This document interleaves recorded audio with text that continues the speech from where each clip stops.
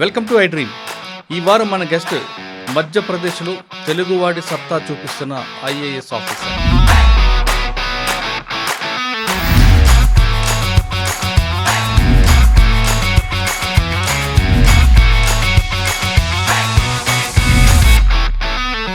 Films రాయాలని ఎందుకు అనుకున్నారండి? నేను ఎప్పుడు స్కూల్లో ఫస్ట్ ర్యాంక్ వచ్చేవాడిని, టాపర్ని. అడుగుతూ ఉంటారు కదా, నువ్వేమవుతావు అని అంటే అప్పట్లో ఏం జరిగిందంటే సివిల్ సర్వీసెస్ ప్రిపేర్ అయ్యేట వాళ్ళందరి దగ్గర అన్న ఏం చదవాలి, ఏం పుస్తకాలు చదవాలి, ఏం చదివితే ఐఏఎస్ అవుతాను. నేను గవర్నమెంట్ వ్యవస్థని పూర్తిగా ఉపయోగించుకొని సెకండ్ అటెంప్ట్లో నేను ఐఏఎస్ సాధించాను. ఇండోర్ అన్నది మీరు వెళ్ళేసరికి మున్సిపల్ కమిషనర్, ఇండోర్ సిచ్యువేషన్ ఎలాగుంది? క్లీన్ అండ్ గ్రీన్గా తీసుకురావడానికి మీరు చేసిన కష్టం ఏ రకంగానైతే ప్రతి సిటీలో ఉన్నటువంటి సమస్యలు, ఎస్పెషల్లీ ఇన్ఫ్రాస్ట్రక్చర్, రోడ్స్ సరిగ్గా లేకపోవడం,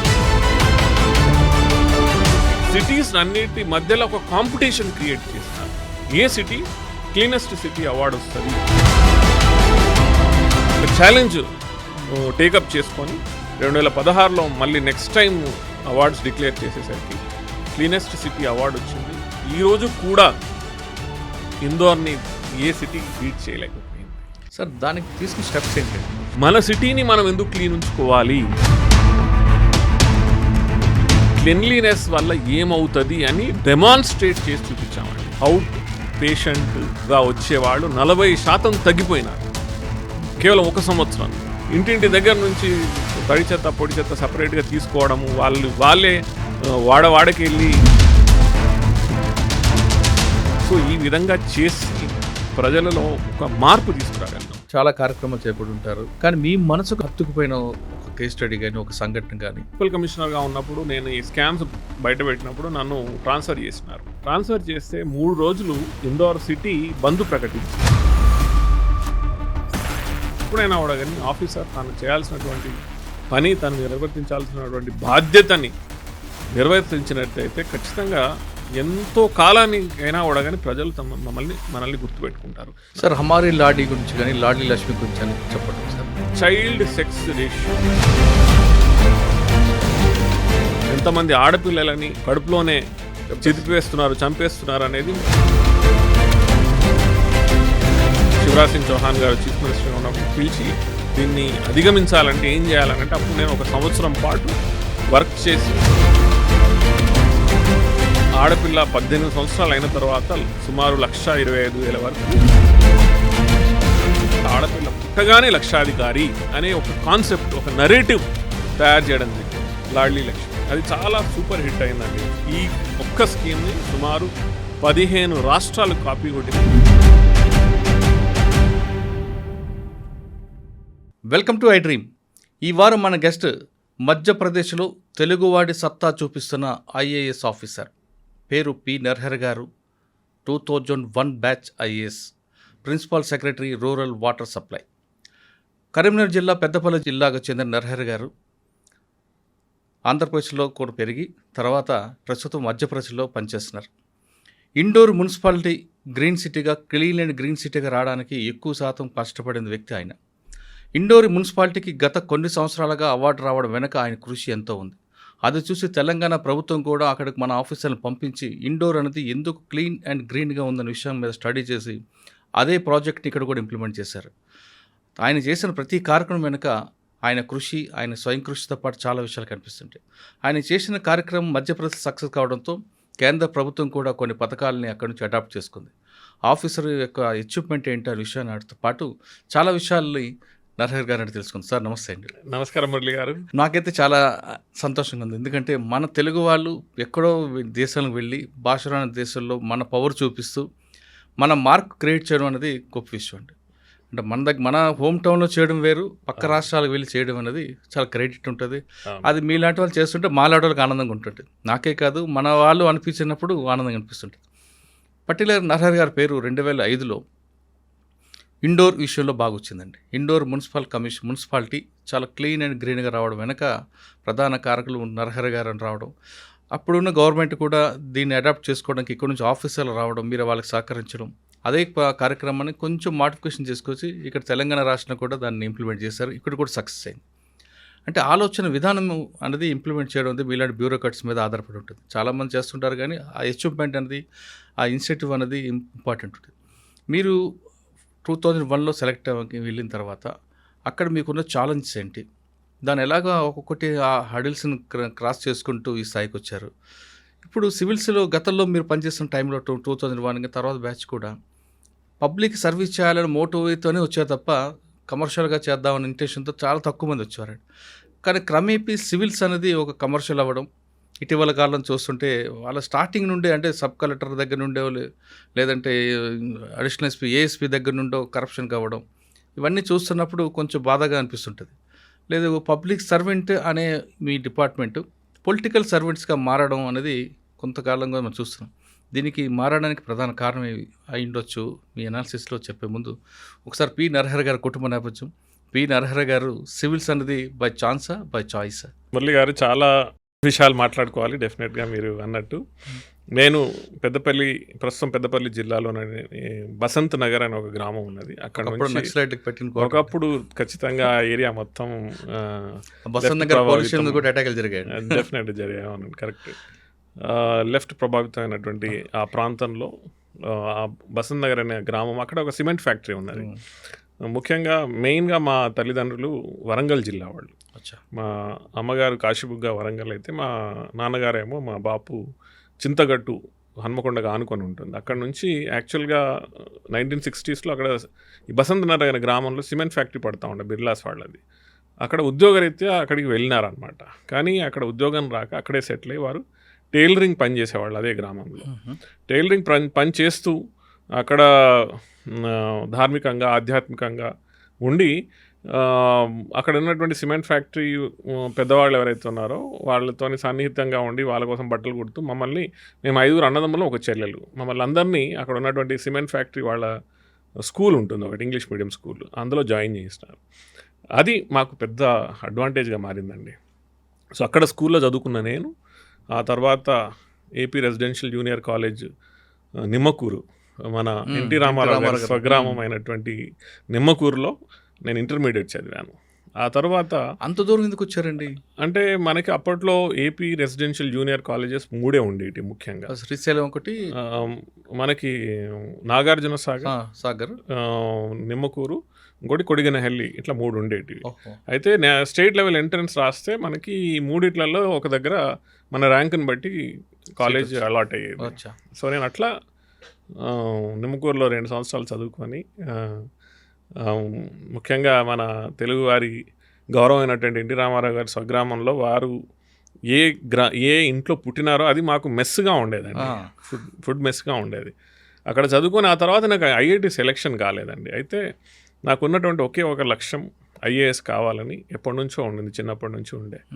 అయితే ఐఏఎస్ కావాలని అంటే హైదరాబాద్ వస్తే అన్ని రకాలైనటువంటి సదుపాయాలు, చదువుకోవడానికి ఒక మంచి అట్మాస్ఫియర్ ఉంటుందని ఎవరో చెప్పారనమాట.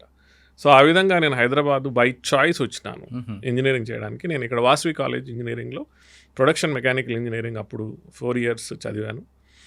ఆ తర్వాత 98 నేను ఇంజనీరింగ్ పాస్ అవుట్ అయ్యానండి. 98 అంటే మనకు గుర్తొచ్చేది Y2K ఎరా, అంటే ఇయర్ 2000 మెయిన్ ఫ్రేమ్స్, ఈ మొత్తం వరల్డ్ అంతా సో సాఫ్ట్వేర్, ముఖ్యంగా మన తెలుగు అప్పటిది ఉమ్మడి రాష్ట్రం అంటే ఆంధ్రప్రదేశ్లో కూడా అందరూ ఐటీ సెక్టర్ వైపు వెళ్తున్న తరుణంలో నేను మాత్రం లేదు, ఐఏఎస్ కావాలనే ఉద్దేశంతోనే నాకు 98లో ఫస్ట్ అటెంప్ట్లోనే ఇండియన్ ఇంజనీరింగ్ సర్వీసెస్ వచ్చిందండి. మీరు సివిల్స్ రాయాలని ఎందుకు అనుకున్నారండి? మీకు చెప్తున్నారు ఐఏఎస్ కావాలి. చాలా మంచి ఇన్సిడెంట్ మీకు చెప్తానండి. నేను చిన్నప్పటి నుంచి, అంటే మనము స్కూల్లో చదువుతున్నప్పుడు నేను ఎప్పుడు స్కూల్లో ఫస్ట్ ర్యాంక్ వచ్చేవాడిని, టాపర్ని. అయితే చిన్నప్పటి నుంచి ముందు ఎప్పుడు అడుగుతూ ఉంటారు కదా, నువ్వేమవుతావు అని. అంటే అప్పట్లో ఏం జరిగిందంటే ఒక మంచి ఇన్సిడెంట్ జరిగిందండి. అది నా జీవితంలో చాలా పెద్ద మార్పు తీసుకొచ్చింది. కరీంనగర్ జిల్లా కలెక్టర్గా అప్పట్లో బన్వర్లాల్ గారు ఉండేవాడు, చీఫ్ ఎలక్షన్ కమిషన్. ఎగ్జాక్ట్లీ. ఆయన కలెక్టర్గా ఉన్నప్పుడు అప్పట్లో మొత్తం ఉమ్మడి ఆంధ్రప్రదేశ్లో అన్ని జిల్లాల్లో అక్షరాస్యత కార్యక్రమాలు, వయోజన విద్యా కార్యక్రమాలు బాగా జరిపిన ఆ తరుణంలో అప్పుడు వారు ఏం చేసినారంటే అక్షర ఉజ్వల అనే ఒక కార్యక్రమం కరీంనగర్ జిల్లాలో స్టార్ట్ చేసినారు. అయితే మా స్కూల్ వాళ్ళు దగ్గరలో ఉన్న గ్రామాన్ని దత్తత తీసుకొని అక్కడ వయోజన విద్య నేర్పే కార్యక్రమం పెట్టినారు. నేను స్కూల్ క్లాస్ లీడర్ని. మేము క్లాస్మేట్స్ అందరం కలిసి రోజు సాయంత్రం స్కూల్ అయిపోయిన తర్వాత ఆ ఊరికి వెళ్ళి అక్కడ ఉన్నటువంటి పెద్దవాళ్ళందరినీ ఒక దగ్గర కమ్యూనిటీ హాల్ దగ్గర తీసుకొచ్చి కూర్చుండబెట్టి వాళ్ళకి చదువు చెప్పేవాళ్ళం. అయితే ఆ తరుణంలో క్లాస్మేట్స్ మేము అందరం కలిసి పెద్దవాళ్ళని, అంటే కొంచెం వృద్ధులు కదా, వాళ్ళకి ఏ విధంగా కొత్తదనంతో మనము విద్య నేర్పితే వాళ్ళు తొందరగా నేర్చుకుంటారు అనే కార్యక్రమంలో మేము పాటలు, చిన్న చిన్న డ్రామాలు, డాన్స్లు ఇట్లాంటివి నానా రకాలుగా చేసుకుంటూ సంవత్సరం పాటు వాళ్ళని మేము 10th క్లాస్లో ఉన్నప్పుడు వాళ్ళందరికీ విద్య నేర్పినాం అనమాట. ఆ తరుణంలో నాకు అనిపించింది, this is the best service. మనము ప్రజాక్షేత్రంలో, అది కూడా సివిల్ సర్వీసెస్ లాంటి, ఇప్పుడు కలెక్టర్ బన్వర్లాల్ గారు ఏ విధంగా చేస్తున్నారు, ఇది నేను కూడా కలెక్టర్ అయి చేస్తా అనేది ఒకటి మనసులో పడింది. అది నాకు ఇంటర్మీడియట్లో, ఆ తర్వాత ఇంజనీరింగ్ అప్పుడు కూడా అదే పట్టుదలతోని హైదరాబాద్లో ఉన్నటువంటి రిసోర్సెస్ని మొత్తం యూజ్ చేసుకున్నాను నేను.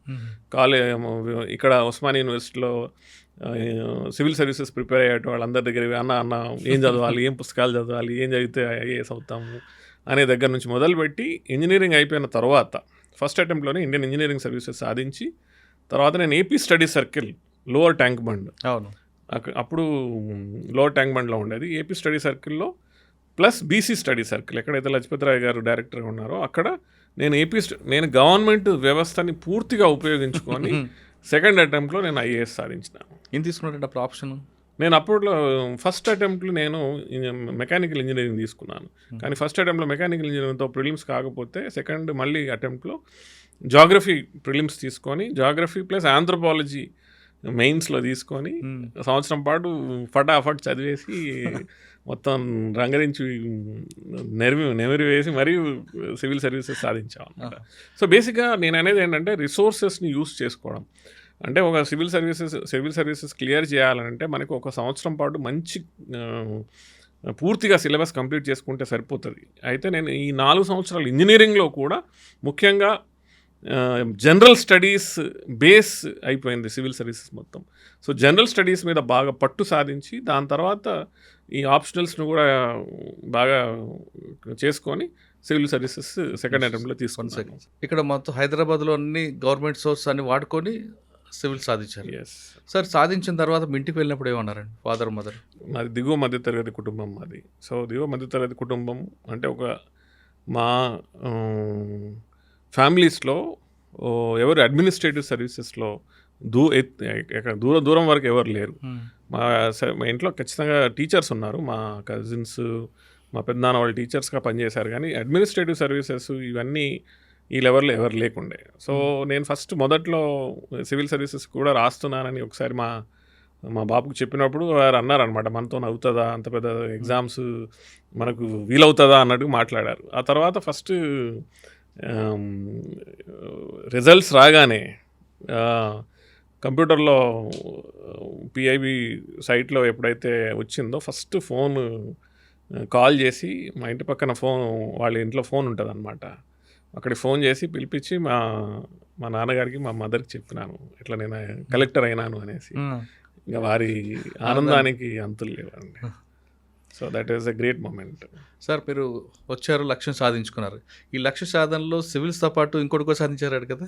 సివిల్స్తో పాటు మా జీవిత భాగస్వామిని కూడా సాధించినాను. అసలు ఆ పరిచయం చెప్పండి. నేను బీసీ స్టడీ సర్కిల్లో కూడా చదువుకున్నానని చెప్పాను కదా. అక్కడ మా గురువు గారు హెచ్ లజపతిరాయ్ గారు చాలా గొప్ప వ్యక్తి అండి.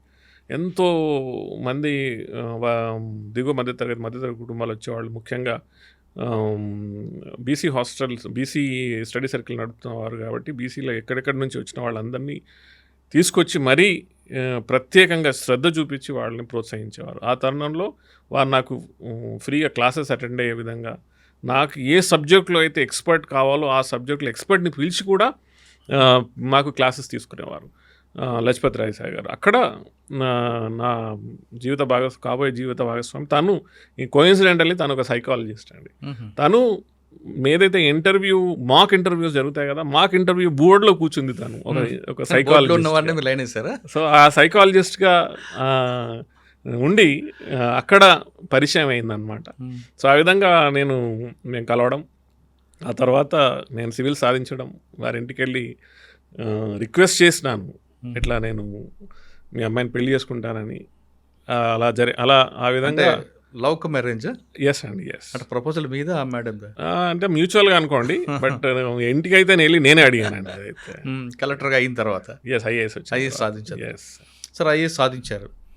మీరు బన్వర్లాల్ గారు చూసుకొని రోల్ మోడల్గా పెట్టుకుని వచ్చారు కదా, ఎప్పుడైనా కలిసారా ఆయన్ని? ఎస్ అండి. అరే నేను చాలా అంటే అప్పటి వరకు నేను బన్వర్లాల్ కానీ అంటే నేను 10th క్లాస్ చదువుతున్నప్పుడు ఈ కాంపిటేటివ్ ప్రోగ్రామ్స్కి వెళ్ళినప్పుడు నాకు ఒకసారి సైన్స్ ప్రాజెక్ట్స్లో ఫస్ట్ ప్రైజ్ వచ్చింది. వారి చేతుల మీద తీసుకున్నాను. తర్వాత కలవలేదు. ఐఏఎస్ వచ్చిన తర్వాత మా మామగారు వెళ్ళి వారికి ఇన్విటేషన్ కార్డు ఇచ్చినారు, పెళ్ళికి రమ్మనేసి. ఇట్లా మా కాబోయే అల్లుడు గారు మళ్ళీ ఇన్స్పిరేషన్ తీసుకొని ఐఏఎస్ అయినారు, మీరు వస్తే చాలా బాగుంటుంది అని అంటే వారి సతీమణితో వచ్చినారు. రావడం కాకుండా మా ఆవిడ పేరు శ్రీ భగవద్గీత, వారు ఒక భగవద్గీత పుస్తకం కూడా ఆ పెళ్లిలో మాకు బహుమతిగా ఇచ్చినారు. సో ఆ రోజు మళ్ళీ కలవడం జరిగింది. It was a great incident. Sir, first మీరు ట్రైనింగ్ అయిన తర్వాత ఫస్ట్ పోస్టింగ్ ఎక్కడ వచ్చిందండి? Cadre allotment Madhya Pradesh. మా క్యాడర్ అలాట్ మధ్యప్రదేశ్ జరిగిందండి. మధ్యప్రదేశ్ మాకు అప్పట్లో క్యాడర్లో అడ్జస్ట్మెంట్లు ఏం లేవా? ఎప్పుడు లేవండి, ఇప్పుడు కూడా లేవు. యూపీఎస్సీ చాలా నీట్ అండ్ క్లీన్గా, అంటే నేను చెప్తాను మీకు, ఇప్పుడు నాలాంటి దిగువ మధ్య తరగతి పేద కుటుంబాల నుంచి వచ్చేవాళ్ళు ఎంతోమంది, వేల కొద్ది మంది యూపీఎస్సీ క్లియర్ అయ్యి ఐఏఎస్ సాధించడం, అడ్మినిస్ట్రేటివ్ సర్వీసెస్లో రావడం అనేది ఇది మన దేశంలోనే ఉన్నటువంటి ఇట్లాంటి సంస్థల వల్లనే జరుగుతుంది. ఈరోజు కూడా నేను ఢిల్లీ వెళ్తే ఏ రోడ్లో అయితే యూపీఎస్సీ భవనం ఉంటుందో ఆ భవనం దగ్గర వెళ్తున్నప్పుడు దిగైనా లేకపోతే కారులో అయినా దానికి దండం పెట్టుకుంటాను. ఎందుకంటే అలాంటి సంస్థ మాలాంటి వాళ్ళని ఎంపిక చేసుకోగలుగుతున్నది ఈరోజు. ప్లస్ మేము దేశానికి వెన్నెముకగా ఉండి సివిల్ సర్వెంట్గా పనిచేస్తున్నామంటే అది చాలా నీట్ అండ్ క్లీన్, చాలా ట్రాన్స్పరెంట్ ఎగ్జామినేషన్ ప్యాటర్న్ యూపీఎస్సీ ఖచ్చితంగా మనం చెప్పుకోవచ్చు ఈనాటికి కూడా. ఓకే, ఫస్ట్ పోస్టింగ్ ఎక్కడండి? నేను మధ్యప్రదేశ్ క్యాడర్ అలాట్ అయిన తర్వాత. మధ్యప్రదేశ్కి అలాట్ చేసినప్పుడు ఇబ్బంది పడలేదా మీరు అక్కడ? లేదండి, మేము చాలా ప్రిపేర్డ్గా ఉంటాం. ఎవరికైతే సివిల్ సర్వీసెస్ రాసేవాళ్ళు ప్రతి ఒక్కరి అర్థం చేసుకోవాల్సింది ఏంటంటే, సర్దార్ వల్లభాయ్ పటేల్ గారు 1950s ఈ సివిల్ సర్వీసెస్ ఏదైతే, అంటే అంతకుముందు బ్రిటిష్ వాళ్ళు ఏదైతే సివిల్ సర్వీసెస్ పెట్టినారో దాన్ని పూర్తిగా రివిజన్ చేసి మరి యూపీఎస్సీ ద్వారా సివిల్ సర్వీసెస్కి ఎంపిక చేయాలని, ఐఏఎస్, ఐపీఎస్ ఇట్లాంటి సర్వీసెస్ ఉండాలని ఎప్పుడైతే అనుకున్నారో, మన దేశంలో ఉన్న 3 సర్వీసెస్ ఆల్ ఇండియా సర్వీసెస్ అండి. ఒకటి ఐఏఎస్, ఒకటి ఐపీఎస్, ఇంకోటి ఇండియన్ ఫారెస్ట్ సర్వీస్. ఇవి 3 all India services. All India services అంటే దాని అర్థమే ఇది ఏ స్టేట్కి మనల్ని పంపించినా కూడా ఆ స్టేట్కి వెళ్ళి మనం పని చేయాలి. మరియు ముఖ్యంగా సివిల్ సర్వీసెస్ ఈ 3 సర్వీసెస్ ఏవైతే ఉన్నాయో దీంట్లో 1/3 మాత్రమే సొంత రాష్ట్రానికి అలాట్ అవుతారు, 2/3 బయట రాష్ట్రాలకు పంపిస్తారు. ఎందుకంటే సర్వీసెస్లో ఇంపార్షాలిటీ ఉండాలి కాబట్టి. ఇప్పుడు నన్ను ఈ రాష్ట్రానికి ఎంపిక చేసి ఈ రాష్ట్రంలో అందరినీ ఎంపికైన వాళ్ళందరినీ సొంత రాష్ట్రానికే ఎంపిక చేసి అలాట్ చేస్తే ఇంపార్షాలిటీ ఎక్కడో దగ్గర దెబ్బతింటుంది అని ఆ రోజు సర్దార్ వల్లభాయ్ పటేల్ గారు ఆలోచించి ఈ సిస్టమ్ని వాళ్ళు తీసుకొచ్చినారు. అందుకే ఓన్లీ అంటే మేమందరం వేరే స్టేట్స్కి వెళ్ళి అక్కడ సర్వీస్ చేయడం జరుగుతుంది. సో అది చాలా మంచిదండి, ఈ వ్యవస్థ ఉండాలి, ఇలాగే ఉండాలి. కానీ కొంతమంది హోమ్ క్యాడర్ కోసం నానా రకరకాలుగా చేస్తుంటారండి, ట్రై చేస్తారండి, అంటే ఏదో రకంగా చేస్తుంటారు. ట్రై చేసుకునే వాళ్ళు చేస్తారు, కానీ చాలా ఫెయిర్ సిస్టమ్ అండి. ఈరోజు కూడా అలాట్మెంట్ ఆఫ్ క్యాడర్ ఏదైతే ఉందో చాలా ఫెయిర్గా జరుగుతుంది. అంటే రోస్టర్ సిస్టంలో ఎలాగొస్తే వెళ్ళడం బెటర్ అంటారు. తప్పకుండా. నేను అనేది అలా వెళ్ళకపోతే మీరు అసలు సివిల్ సర్వెంట్ కావాల్సిన వాళ్ళు కాదు, మీరు అయోగ్యులు అని అంటా నేను. మీరు మీకు ఏ స్టేట్ అలాట్ చేస్తే ఆ స్టేట్కి వెళ్ళి పని చేసి మీ పనితనం ద్వారా మెప్పించి మీరు సర్వీస్లో ముందుకెళ్ళాలి. కానీ నాకు ఈసారి ఈ క్యాడర్ వచ్చింది నేను పోను, నేను ఏదో విధంగా క్యాడర్ చేంజ్ చేసుకొని మళ్ళీ వస్తా, ఇలాంటివి చేయడం అనేది unbecoming of a civil servant అని ఒకటి అంటారనమాట మా సర్వీసెస్లో. So you are not fit for services. Right. Sir first posting ఎక్కడండి? నేను మధ్యప్రదేశ్లో చింద్వాడ అనే జిల్లాలో అసిస్టెంట్ కలెక్టర్గా పనిచేసినాను. ఓకే, అక్కడ మీకు వెళ్ళిన తర్వాత మెయిన్ ఛాలెంజ్ నాకు తెలుసు అంటే నేను ఫస్ట్ టైం మధ్యప్రదేశ్ వెళ్ళానండి. అంతకుముందు జీవితంలో ఎప్పుడు మధ్యప్రదేశ్ పోలేదు.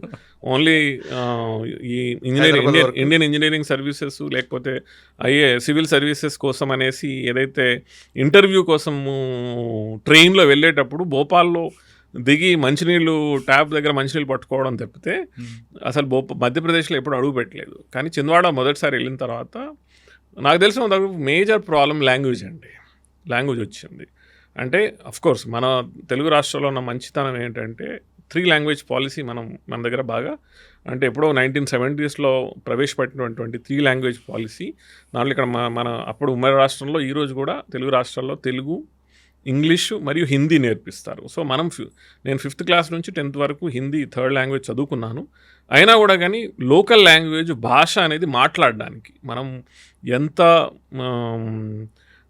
ఈజీగా ఎంత ఆలవోకగా మనము భాషని మనం మాట్లాడగలిగితే అంత ఈజీగా మనల్ని జనాలు యాక్సెప్ట్ చేస్తారు, ఓన్ చేసుకుంటారు.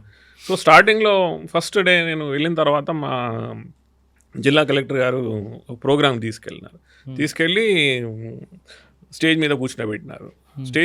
నేను స్టేజ్ మీద కూర్చున్నాను. ఆ తర్వాత యాంకర్ పిలిచి ఇప్పుడు కొత్తగా వచ్చిన అసిస్టెంట్ కలెక్టర్ గారు అనేసరికి నేను మైక్ అందుకున్నాను. సో నాకు తెలిసినంత వరకు భాష అనేది మాట్లాడడానికి పుట్టిందండి. ఆ తర్వాత రాయడానికి, పాండిత్యం చేయడానికి ఇవన్నీ తర్వాత వచ్చినటువంటి విషయాలు. సో నాకు వచ్చిన హిందీని పూర్తిగా నేను ఏం మాట్లాడాలో 10 నిమిషాలు గడగడా మాట్లాడేసినాను. ఎదుటిన్న వాళ్ళు కొంతమంది నవ్వుకున్నారండి నా హిందీ భాష చూసి.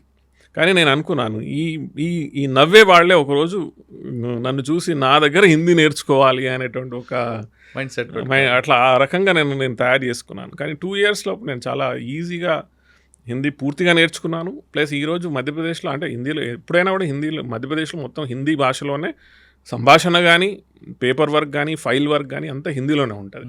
సో ఈరోజు చాలా అద్భుతంగా మాట్లాడతాను. చాలా అక్కడ వాళ్ళకు అసలు తెలియని కూడా తెలియదు నేను దక్షిణ భారతదేశం నుంచి వచ్చిన వాడిని అని తెలియనే కూడా ఆ రకంగా భాష మాట్లాడడం నేర్చుకున్నాను. సార్ ఫస్ట్ పోస్టింగ్లో మీకు మెయిన్ ఛాలెంజ్ లాంగ్వేజ్ వచ్చింది. 2nd, 3rd పోస్టింగ్ జిల్లా కలెక్టర్కి వచ్చేసరికి ఏమొచ్చింది?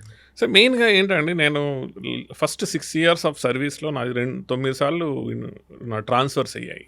ఎందుకండి 9 సార్లు ట్రాన్స్ఫర్లు అయ్యాయి? 6 సంవత్సరాల్లో 9 ట్రాన్స్ఫర్లు అయినాయి. ఫస్ట్ సబ్ కలెక్టర్గా ఉన్నప్పుడే 3 సార్లు ట్రాన్స్ఫర్ అయ్యాయి. సో ఇది ఏంటనంటే ఫస్ట్ మనము ఈ అడ్మినిస్ట్రేటివ్ వ్యవస్థలోకి వెళ్ళినప్పుడు వ్యవస్థ మనల్ని అర్థం చేసుకుంటూ ఉంటుంది, మనం వ్యవస్థను అర్థం చేసుకుంటూ ఉంటాం. ఆ తరుణంలో ఏమవుతుందనంటే మనం ఆ టైంలో రాగా ఉంటాం కాబట్టి ఎస్పెషలీ పబ్లిక్ రిప్రజెంటేటివ్స్ ప్రజాప్రతినిధులతో గొడవలు పడడం అనేది చాలా సామాన్యం. ఆ ఏజ్లో నువ్వు గొడవ పడలేదనంటే నీలో ఏదో తేడా ఉన్నట్టే. అంటే నువ్వు రాగా ఉండి ఎవరినైనా ఎదురించగలిగినటువంటి స్వభావం ఉండాలి కూడా ఆ టైంలో. సో నేను స్టార్టింగ్లో సబ్ కలెక్టర్గా ఉన్నప్పుడు ఆ తర్వాత మున్సిపల్ కమిషనర్ ఇందోర్ 2005-06లో నేను ఇందోర్ మున్సిపల్ కమిషనర్గా చేసినాను. అప్పుడు 2-3 పెద్ద స్కామ్స్ని నేను బయటపెట్టినాను. ఈరోజు కూడా అవి కేస్ స్టడీగా చెప్పుకోబడతాయి మధ్యప్రదేశ్లో. సో ఆ తరుణంలో నన్ను ట్రాన్స్ఫర్లు చేయడం జరిగింది. కానీ ఆ తర్వాత ఏమైందనంటే మనము మన స్వభావాన్ని చేంజ్ చేసుకోలేదండి.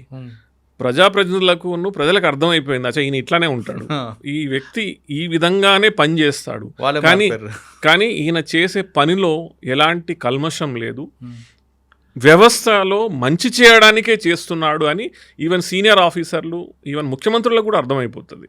ఆ తర్వాత మనకి అనుగుణంగా, మన స్వభావానికి అనుగుణంగా, మన పనికి అనుగుణంగా మనల్ని ఆ విధంగా పోస్టింగ్స్ ఇస్తారు. అప్పుడు కొంత గ్యాప్ అంటే కొంత లెందీ పోస్టింగ్స్ మనకి వస్తాయి. ఓకే సార్, 6 సంవత్సరాలు ట్రాన్స్ఫర్ చేశారు మీరు.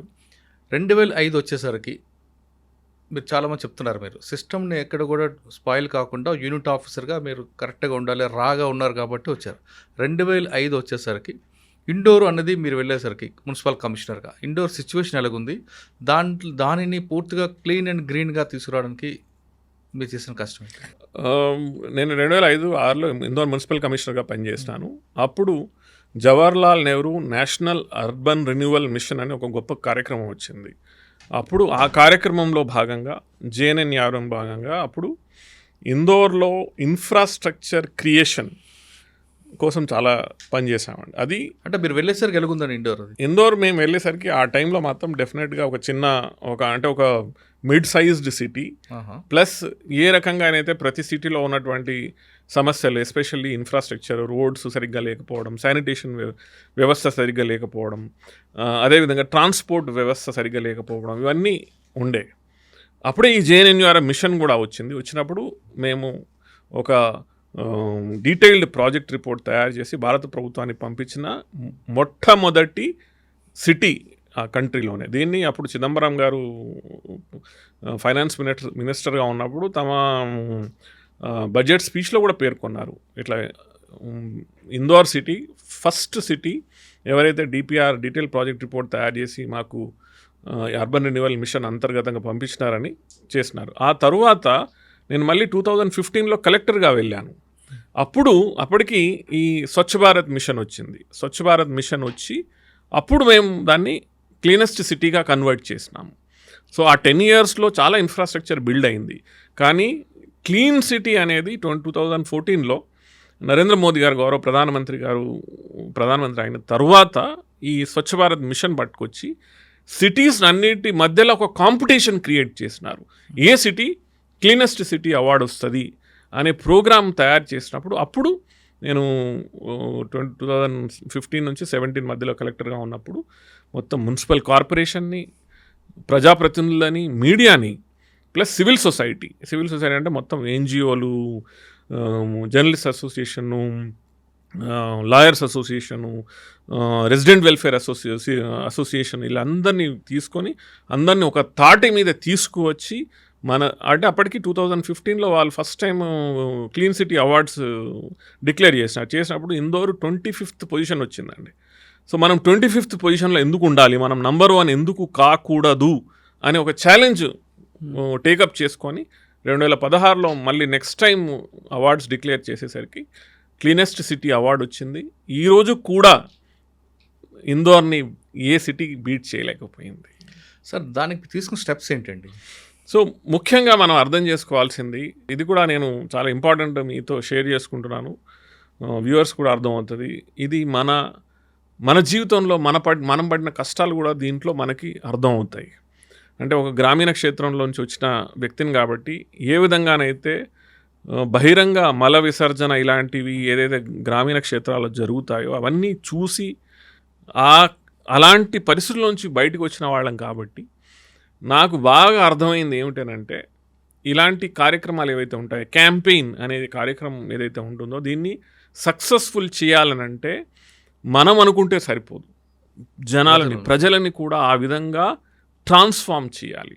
సో అందుకే నేను దీన్ని ఏమంటానంటే బిహేవియరల్ చేంజ్ క్యాంపెయిన్ అంటాను దీన్ని. అంటే వ్యావహారిక పరివర్తన జరగాలి జనాలలో, అప్పుడు క్యాంపెయిన్ సక్సెస్ఫుల్ అవుతుంది. సో మేము చేసినటువంటి స్వచ్ఛ భారత్ మిషన్లో క్లీనెస్ట్ సిటీ చేసినప్పుడు కేవలం టాయిలెట్లు కట్టించడం కానీ లేకపోతే రోడ్డు క్లీన్ చేస్తున్నాము అని చెప్పడం కానీ ఇవి చేయలేదు.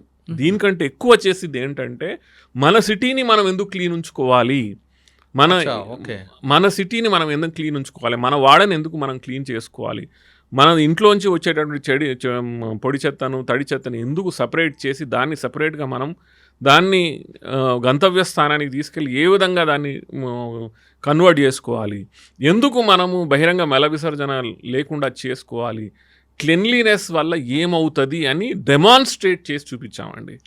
సో దీనికి ఒక చిన్న ఎగ్జాంపుల్ మీకు చెప్తాను, మీకు ఈజీగా అర్థమైపోతుంది, చూసేవాళ్ళు కూడా అర్థమవుతుంది.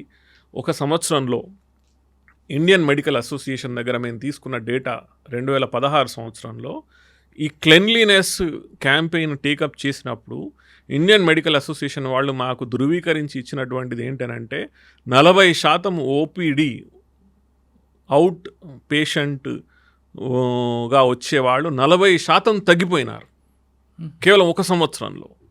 అంటే హాస్పిటల్స్కి నార్మల్గా ఈ క్లెన్లీనెస్ లేకపోవడం వల్ల వచ్చే సామాన్యమైనటువంటి రోగాలలో 40% ఒక సంవత్సరంలో తగ్గిందండి. So you can understand cleanliness వల్ల ఇంపాక్ట్ ఎంత ఉంటుంది అనేసి.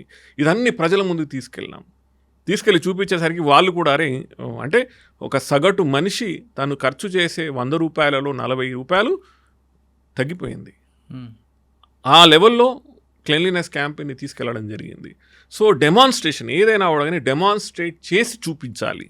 సో ఇది ఆఫీసర్లకి, ప్రజాప్రతినిధులకి, ఇక్కడ నేను మళ్ళీ చెప్తున్నాను, ఇది ఓన్లీ ఆఫీసర్లే కాదు, ప్రజాప్రతినిధులు కూడా అనుకోవాలి ఇది నా ప్రోగ్రామ్, నేను చేయాల్సినటువంటి ప్రోగ్రామ్. ఫర్ ఎగ్జాంపుల్ ఇందోర్లో 85 మంది కార్పొరేటర్లు ఉంటే, కౌన్సిలర్లు ఉంటే, వాళ్ళ మధ్యలో కాంపిటీషన్ పెట్టాం మేము, ఈ 85 మందిలో ఎవరు ఫస్ట్ వస్తారని. ఓకే, అప్పుడు వాళ్ళు నా వార్డు నా డివిజన్ నెంబర్ 1 రావాలంటే నా డివిజన్ నెంబర్ 1 రావాలి అని వాళ్ళ మధ్యలో కాంపిటీషన్ పెరిగింది. Heavy competition. అలాంటి కాంపిటీషన్ పెంచి వాళ్ళే ఇంటింటి దగ్గర నుంచి తడి చెత్త పొడి చెత్త సపరేట్గా తీసుకోవడము, వాళ్ళే వాడకి వెళ్ళి ప్రజలకు చెప్పడము మనం ఎందుకు మన సిటీని క్లీన్ సిటీ చేసుకోవాలని. సో ఈ విధంగా చేసి ప్రజలలో ఒక మార్పు తీసుకురాగలిగినాం. అందుకని ఏమైంది, నేను కలెక్టర్గా అక్కడ ఉన్నటువంటి మున్సిపల్ కమిషనర్ మనీష్ సింగ్ అనే అతను మేము వెళ్ళిపోయినా కూడా కానీ 2 years తర్వాత ఈరోజు కూడా కలెక్టర్లు చేంజ్ అయినారు, మున్సిపల్ కమిషనర్లు చేంజ్ అయినారు, అక్కడ ఉన్న మేయర్లు చేంజ్ అయినారు, కానీ సిటీ మాత్రం నెంబర్ 1. సో మనం చేయాల్సింది ఎలాంటి క్యాంపెయిన్ చేసినా కూడా కానీ ప్రజలలో, సగటు మనిషిలో పరివర్తన రావాలి, అంటే ఆలోచన విధానంలో పరివర్తన రావాలి. సార్, మీరు తీసుకున్న మిషన్లో ప్రజలు భాగస్వామ్యం చేశారు, ప్రజాప్రతినిధులకు భాగస్వామ్యం చేశారు, ఇందులో ఏమైనా ఇబ్బందులు వచ్చాయా?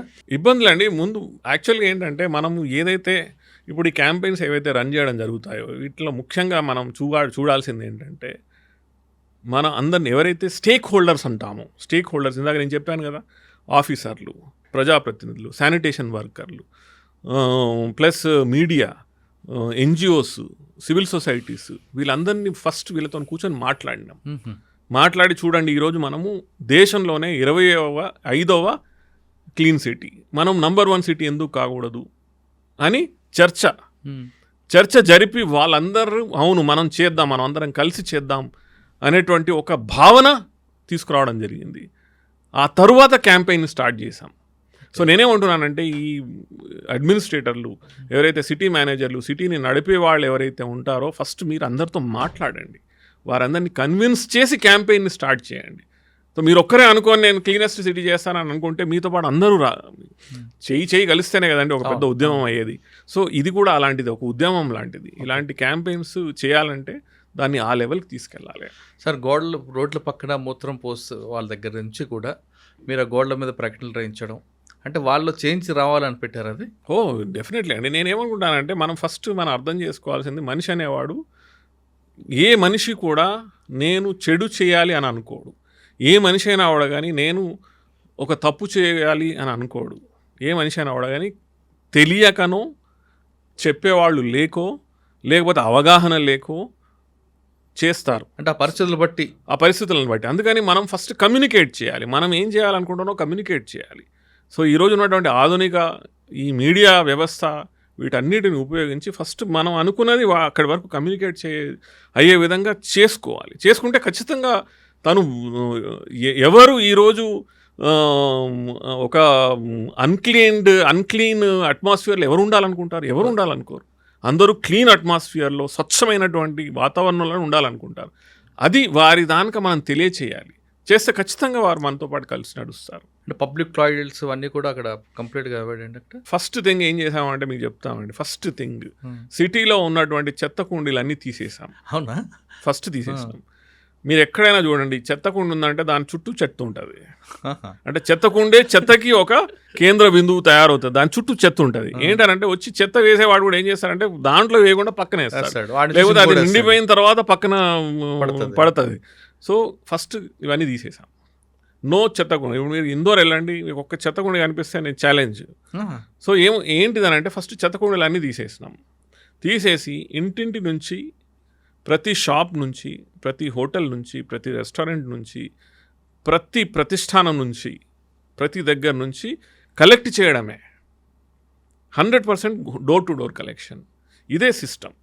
అంటే ప్రతి వీధి చివరిలో చెత్త అనేది ఉండదు, మీకు ఉండదు, చెత్తకుండా ఉండదండి. ఒకవేళ వెహికల్ రాలేదనుకుంటే అప్పుడు వెహికల్ 100% వస్తుంది. క్వశ్చనే లేదు. దానికి ఏమైనా పన్ను పెడతారా? 100%. ఫ్రీయా, దానికి ఛార్జెస్ ఉన్నాయంట? మనము ఈ వ్యవస్థ తీసుకొచ్చినప్పుడు ఇందోర్ మున్సిపల్ కార్పొరేషన్ ప్రతి ఇంటి నుండి 150 రూపీస్ ఎక్స్ట్రా కలెక్ట్ చేసాయి. ఈరోజు కూడా చేస్తున్నాయి. మీకు మంచి సర్వీస్ కావాలంటే మీకు మంచి వ్యవస్థ కూడా తయారు చేయాలి. సో అందుకని best vehicles, door to door collection vehicles కానీ ఇవన్నీ బెస్ట్ వెహికల్స్ని ఎంప్లాయ్ చేయడం జరిగింది. అంటే రోడ్డు పక్కనే చెత్త కుండి కనపడదు. టైంకి వెహికల్ చెత్త తీసుకొస్తుంది. 100% వస్తుంది. టోటల్ ఎవ్రీథింగ్ కంప్యూటరైజ్డ్ అండి. ఏ టైంకి చెత్త మీ ఇంటికి తడి చెత్త పొడి చెత్త తీసుకోవడానికి వచ్చేటువంటి వెహికల్ ఏ టైంకి వచ్చింది, మీ ఇంట్లో కలెక్ట్ చేసుకొని వెళ్ళింది, ఆ వాడ నుంచి ఎప్పుడు క్లియర్ అయిపోయింది, అది అక్కడి నుంచి వెళ్ళిపోయి ఎక్కడికైతే వెళ్ళి దాన్ని రీసైక్లింగ్ చేయాలో అది ఏ టైంకి చేరుకున్నది మొత్తం కంప్యూటరైజ్డ్. ఓకే, ఆ చెత్త వెహికల్ కూడా మీరు GPS ఒక పాటలో పెట్టి వెహికల్ వచ్చిందని అనౌన్స్మెంట్ చేశారట కదా. ఇది చాలా మంచి ఒక సిస్టమ్ అండి. అంటే నేను స్కూల్లో చదువుకున్నప్పుడు స్కౌట్స్ అండ్ గైడ్స్లో భాగంగా జంబూరీస్ అని జరిగేవి. సో దానికి వెళ్ళేవాళ్ళం. వెళ్ళినప్పుడు టెంట్స్లు వేసుకొని ఉన్నప్పుడు పొద్దున్నే 4ంటికి 4:30కి 5ంటికి ఒక పాటతోని ఒక వ్యక్తి పాడుకుంటూ లేపేవాళ్ళు. ఈవెన్ మన ఇళ్లలో కూడా ఇప్పుడు మన సుప్రభాతం ఏమిటి, బేసిక్గా సుప్రభాతం కూడా మనల్ని లేపడానికి. అది ఏ విధంగా లేపుతుంది? జనరల్గా మీ నిద్ర లేపుతుందా, లేకపోతే ఒక స్వచ్ఛ భారత్ మిషన్ లాంటి క్యాంపెయిన్ నడుపుతున్నప్పుడు మిమ్మల్ని మానసికంగా కూడా లేపుతుందా? ఇది మనం చేసినటువంటి ఒక కొత్త కాన్సెప్ట్తో వచ్చినాం. సో ఉట్ జాగ్ ముసాఫిర్ భోర్ బే అబ్ చైన్ కహా జో సోవత్ హే అని ఒక పాట స్కౌట్స్ అండ్ గైడ్స్లో ఉండేది. అట్లాగే సుప్రభాతం, వెంకటేశ్వర సుప్రభాతం లాంటిది మనకు పొద్దున మన నిద్ర లేపడానికి ఏ విధంగా ఉంటుందో మనము ఈ క్యాంపెయిన్లో కూడా సగటు మనిషిని నిద్ర లేపాలి. ఎందుకు అనంటే ఈ చెత్త నుంచి బయటికి రా నువ్వు అని నిద్ర లేపాలి అని ఒక పాట రాయించాం అనమాట. హో హల్లా అని ఒక పాట తయారు చేసి దాంట్లో సగం నేను కూడా దాంట్లో కాంట్రిబ్యూట్ చేశాను. ఆ పాటకి షాన్ అనే ఒక మన బాలీవుడ్ సింగర్తో పాడించి ఈ చెత్త ఇంటింటికి చెత్త తీసుకోవడానికి వెళ్ళే వెహికల్ ఏదైతే ఉంటుందో ఆ వెహికల్ ఆ పాట వినిపించుకుంటూ ఇంటింటికి వెళ్తుంది అన్నమాట. పాడగలరా? చెప్తాను. అయితే దీంట్లో ఒక ఇంపార్టెంట్ పాయింట్ మీరు బాగా అర్థం చేసుకోవాల్సింది ఏంటంటే, ఈ పాట వినగానే ఇంట్లో ఉన్నటువంటి ఆ మాతృమూర్తి ఎవరైతే, లేకపోతే ఇంట్లో ఉన్న వాళ్ళు ఎవరైతే చెత్తను తీసుకొచ్చి ఇచ్చేవాళ్ళు ఉంటారో, ఈ పాట వస్తున్నదనంటే వాళ్ళు బయటకు వచ్చేస్తారనమాట. సో ఇది అంటే ఈ హో హల్లా అర్థం ఏమిటంటే, మన సిటీ క్లీన్ కావాలనంటే మొత్తం ఈ వాడ, ఈ ఊళ్ళో అదొక ప్రభంజనం కావాలి అని ఆ పాట అర్థం. సో అలాంటి పంక్తులతోని ఆ పాటను తయారు చేయడం జరిగింది. దాంట్లో ఇంకా ఇంట్రెస్టింగ్ ఏం జరిగిందంటే, ఆ తరువాత ప్రతి సిటీ ఒక పాట తయారు చేసుకుంది. ఇంటింటి చెత్త తీసుకొని వెళ్ళాలంటే ఆ పాట రావాలన్నమాట. అదేవిధంగా నేను INPR కమిషనర్ అయ్యాను. ఆ తర్వాత స్టేట్ కూడా మేము పాటలు తయారు చేసాం. స్టేట్స్ కూడా ప్రతి స్టేట్లో తయారు చేసి, అంటే this is also audio video, audio visual impact, మనిషి ఆడియో విజువల్ ఇంపాక్ట్ ఎక్కువ ఉంటుంది. అవునండి. అంటే నార్మల్గా చెప్పేది ఏదైతే ఈ విషయాన్ని ఏదైతే అదే మనం పాటతో చెప్పినాం అనుకోండి, అది ఇప్పుడు అంటే నేను సినిమాలు కూడా ప్రభావితం మనల్ని తెలుగు ఫిల్మ్ ఇండస్ట్రీ సగటు తెలుగు వాడిని బాగా ఇన్ఫ్లుయెన్స్ చేస్తారు. సో చిరంజీవి చేసినటువంటి అద్భుతమైనటువంటి తన ఫిల్మ్లో పాట తరలి రాధ తనే వసంతం, తన దరికి రాని వనాల కోసం అనేటువంటి పాట రుద్రవీణ, ఆ టోటల్ ఫిల్మ్ యొక్క కాన్సెప్ట్ మనం చూసుకున్నట్టయితే అది నన్ను ఎంతో ప్రభావితం చేసింది. ఎందుకనంటే మనం ఏ సామాజిక వర్గాల నుంచి, ఎలాంటి ఆర్థిక ఇబ్బందుల నుంచి మనం వచ్చినా కూడా కానీ మనం కష్టపడితే మనం కూడా ఒక స్థాయికి వెళ్ళగలుగుతాం. సో అలాంటి ఇంపాక్ట్ ఏదైతే మనకి ఫిల్మ్స్, పాటలు మన మీద, సగటు తెలుగువాడి మీద ఏ విధంగా ఇంపాక్ట్ చూపుతాయో, అదేవిధంగా సగటు మనిషిని మనము ఇన్ఫ్లుయెన్స్ చేసి ఒక క్యాంపెయిన్లో భాగం చేయాలనంటే మనం అలాంటి యాక్టివిటీస్ చేయాలి. అంటే ఆ పాట వచ్చిందంటే ఇంట్లో వాళ్ళందరూ ఖచ్చితంగా బయటకు వస్తారు. సార్ ఒకవేళ ఇంట్లో వాళ్ళు లేరనుకోండి అప్పుడు ఏం చేస్తారండి ఆ చెత్తని? మేబీ ఇంకొక నెక్స్ట్ డే లేకపోతే జనరల్గా మేము చూసింది ఏంటంటే వాళ్ళు ఇంట్లోంచి బయటికి వెళ్తున్నవాడని బయట పెట్టేసి వెళ్తారు. రిక్షా ఆయన తీసుకుంటాడు. రిక్షా వాళ్ళు తీసేసుకుంటారు. ఓకే. ఒకవేళ ఆ చెత్త కొనిపెట్టకుండా ఇంకొంతమంది ఉంటారు 1% కొంచెం న్యూసెన్స్ చేసేవాళ్ళు. అటువంటిప్పుడు ఏం యాక్షన్ ఉంటుంది? ఇవన్నీ యాక్షన్ చాలా గొప్ప యాక్షన్ తీసుకోవడం జరిగాయి. ఈ రోజు కూడా జరుగుతూ ఉంటాయి. హెవీ ఫైన్స్ అండి, హెవీ ఫైన్స్. మీరు మీ ఇంట్లో చెత్త ఇవ్వకుండా నిలవబెట్టుకున్నా. కానీ జనరల్గా ఏంటంటే మనం చూసింది రెసిడెన్షియల్ హౌసెస్ వాళ్ళు చేయరండి. ఎవరు చేస్తారని అంటే షాప్స్ వాళ్ళు చేస్తారు, కమర్షియల్ కాంప్లెక్స్ వాళ్ళు చేస్తారు, రెస్టారెంట్స్. సో ₹1,00,000 ఫైన్ వేయడం కూడా జరిగింది కొన్ని రెస్టారెంట్స్ మీద. సార్ ఈ మిషన్ పొలిటీషియన్స్ ఎవరైనా ఇన్వాల్వ్ అయ్యి వాళ్ళు ఆ వైపు నుంచి ప్రజలు వచ్చేదా? లేదండి, ఇది చాలా ఇంపార్టెంట్ పాయింట్ మీరు గుర్తుపెట్టుకోవాలి. ఇలాంటి క్యాంపెయిన్స్లో ఎక్కడా పొలిటీషియన్స్ వీళ్ళ దగ్గర ఇలాంటి ఫైన్ తీసుకోకండి లేకపోతే వీళ్ళ మీద యాక్షన్ తీసుకోకండి ఎప్పుడు చెప్పారండి. వాళ్ళకి ఓట్లు కావాలనంటే క్లెన్లీనెస్ చాలా ఇంపార్టెంట్. అవును, వాళ్ళకి చాలా ఇంపార్టెంట్. అందుకని వాళ్ళే ముందుండి అంటే ఇంకేంటంటే రెసిడెంట్ వెల్ఫేర్ అసోసియేషన్ వాళ్ళు ఉంటారు కదా, RWS అని మనం కాలనీ అసోసియేషన్ వాళ్ళు, కాలనీ అసోసియేషన్ వాళ్ళైతే ఒక ఇంటి దగ్గర నుంచి చెత్త రాలేదంటే వాళ్ళంతా పోయి గొడవ, మీ ఇంట్లోంచి ఈరోజు ఎందుకు రాలేదు చెత్త అనేసి. సో ఈ లెవెల్కి మనం క్యాంపెయిన్ని తీసుకెళ్లాలండి. అప్పుడు ప్రోగ్రామ్ సక్సెస్ అవ్వడానికి ప్రజలు భాగస్వామ్యం చేశారు. చాలా ఇంపార్టెంట్. అందుకే మనం విత్డ్రా కావాలండి. ఒక స్టేజ్ తర్వాత గవర్నమెంట్ వ్యవస్థ విత్డ్రా కావాలి, అది ప్రజల వ్యవస్థ లాగా నడిపించాలి. ఓకే సార్, ఇండోర్లో మీరు సక్సెస్ అయ్యారా ప్రోగ్రామ్? ఇండోర్ తర్వాత ఎక్కడికి వచ్చారు? నేను ఇండోర్ మున్సిపల్ కమిషనర్గా ఉండి ఆ తర్వాత నేను కలెక్టర్గా చేశాను. ఎక్కడంటే ఫస్ట్ నేను సివ్నీ అనే జిల్లా కలెక్టర్గా చేశాను, ఆ తర్వాత సింగ్రౌలి అనే జిల్లా కలెక్టర్గా, ఆ తర్వాత గ్వాలియర్, ఆ తర్వాత మళ్ళీ ఇందోర్ జిల్లాకి కలెక్టర్గా వెళ్ళి ఈ స్వచ్ఛ భారత్ మిషన్ ఇవన్నీ చేశాను. సో ఒక 10 years నేను మధ్యప్రదేశ్లో కలెక్టర్గా 4 జిల్లాలకు చేసినాను. సరే, 4 జిల్లాలో పనిచేస్తున్నప్పుడు రూరల్ డెవలప్మెంట్ విషయంలో కానీ, ఉమెన్ ఎంపవర్మెంట్ విషయంలో కానీ, ఎడ్యుకేషన్ విషయంలో, స్కిల్ డెవలప్మెంట్లో మీ స్టైల్ ఏగొచ్చిందండి? చాలా ఇంపార్టెంట్గా నేను సింగ్రౌలి అనే జిల్లా ఈస్టర్న్ మోస్ట్ మధ్యప్రదేశ్లో ఉంటుంది. అది ఛత్తీస్గఢ్, జార్ఖండ్, ఉత్తరప్రదేశ్ ఆనుకొని ఉంటుంది. అయితే ఒక ఇన్సిడెంట్ జరిగింది అక్కడ. భూసేకరణ జరుగుతున్న తరుణంలో అక్కడ ఉన్నటువంటి ట్రైబల్స్, ఆదివాసీలు గొడవ చేసినారు. పెద్ద లా అండ్ ఆర్డర్ ప్రాబ్లం అయింది. ఒక 60 కోట్ల ఎస్ఆర్ పవర్ ప్రాజెక్ట్లో కడుతున్నటువంటి ప్రాజెక్ట్ని నిప్పంటించి 60 కోట్ల నష్టం చేసినారు. మొత్తం కాలబెట్టినారు. కలెక్టర్ ఎస్పీ బండ్లు తగలబెట్టినారు. వెంటనే కలెక్టర్ ఎస్పీని ట్రాన్స్ఫర్ చేసినారు. అప్పుడు నన్ను కలెక్టర్గా పంపించినారు. సో ఆ ఒక్క జిల్లాలో, సింగ్రౌలి అనే జిల్లాలో, ఇది 2009 విషయం చెప్తున్నాను. 2009 నుంచి నేను 2012 వరకు 3 సంవత్సరాలు కలెక్టర్గా ఉన్నా. సుమారు 25,000 ఎకరాల భూసేకరణ చేసిన నేను.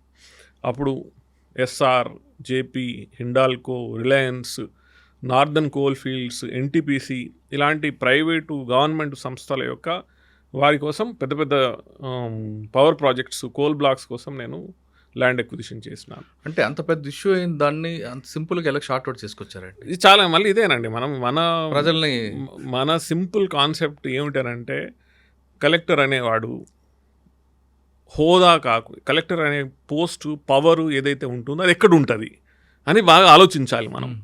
కలెక్టర్ అనే పోస్టు, పవరు, ఈ పవర్ అంటే ఇప్పుడు దాంట్లో పెద్ద పెద్ద బండ్లలో లేకపోతే పక్కన బండ్రోతులలో పవర్ ఉండదు. పవర్ అనేది మీరు చేసేటటువంటి యాక్టివిటీలో, మీ ప్రవర్తనలో పవర్ కనిపిస్తుంది. సో ఫర్ ఎగ్జాంపుల్ నేను మీకు చెప్తాను ఇన్సిడెంట్. చాలాసార్లు నేను ఈవెన్ జూనియర్ IAS ఆఫీసర్లకు కూడా ట్రైనింగ్లో చెప్తూ ఉంటాను.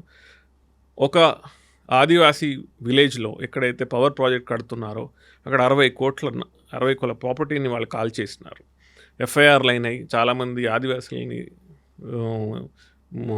జైల్లో వేసినారు. అప్పుడు నన్ను కలెక్టర్గా పంపిస్తే నేను ఆ ఊరు వెళ్ళినాను. ఫస్ట్ వెళ్ళి ఛార్జ్ తీసుకోగానే వెంటనే ఆ ఊరు వెళ్ళినాను. అదే ఊరుకు ఎక్కడైతే అక్కడ కర్ఫ్యూ విధించడం జరిగింది, సెక్షన్ 144 విధించడం జరిగింది, ఆ ఊరు వెళ్ళినాను. వెళ్ళి మునాది వేస్తారు కదా, ఇట్లా కలెక్టర్ గారు వచ్చినారు అందరు రానిలే అని అంటే, మీరు యూ వోంట్ బిలీవ్ ఆ రోజు కలెక్టర్ గారు వచ్చినారని మునాది వేస్తే, చప్పుడు వేయిస్తే ఒక్కరు కూడా కలవడానికి రాలేదు నన్ను. నేను వెళ్ళి గ్రామ పంచాయతీ ఆఫీస్లో కూర్చున్నా, వెయిట్ చేసినాను ఆ రోజంతా. మళ్ళీ వచ్చేసినాను జిల్లా హెడ్ క్వార్టర్స్కి. కానీ నెక్స్ట్ డే మళ్ళీ వెళ్ళినాను. మళ్ళీ మునాది వేయించిన, ఇట్లా కలెక్టర్ గారు వచ్చినారు, మీ సమస్య లేదనో వింటారంట అంటే ఎవరు రాలేదండి. అయితే నేనేం చేసినానంటే, అంటే మేము గ్రామీణ క్షేత్రంలో వచ్చినాం కదా, ఇప్పుడు కూడా గ్రామానికి పోతే నేను పొద్దున ఈ రోజు కూడా మార్నింగ్ మా ఊరికి పోతే పొద్దున వాకింగ్ చేసుకుంటూ ఊరంతా ఒకసారి అలా తిరిగేసి అందరికీ హాయ్ చెప్తాను.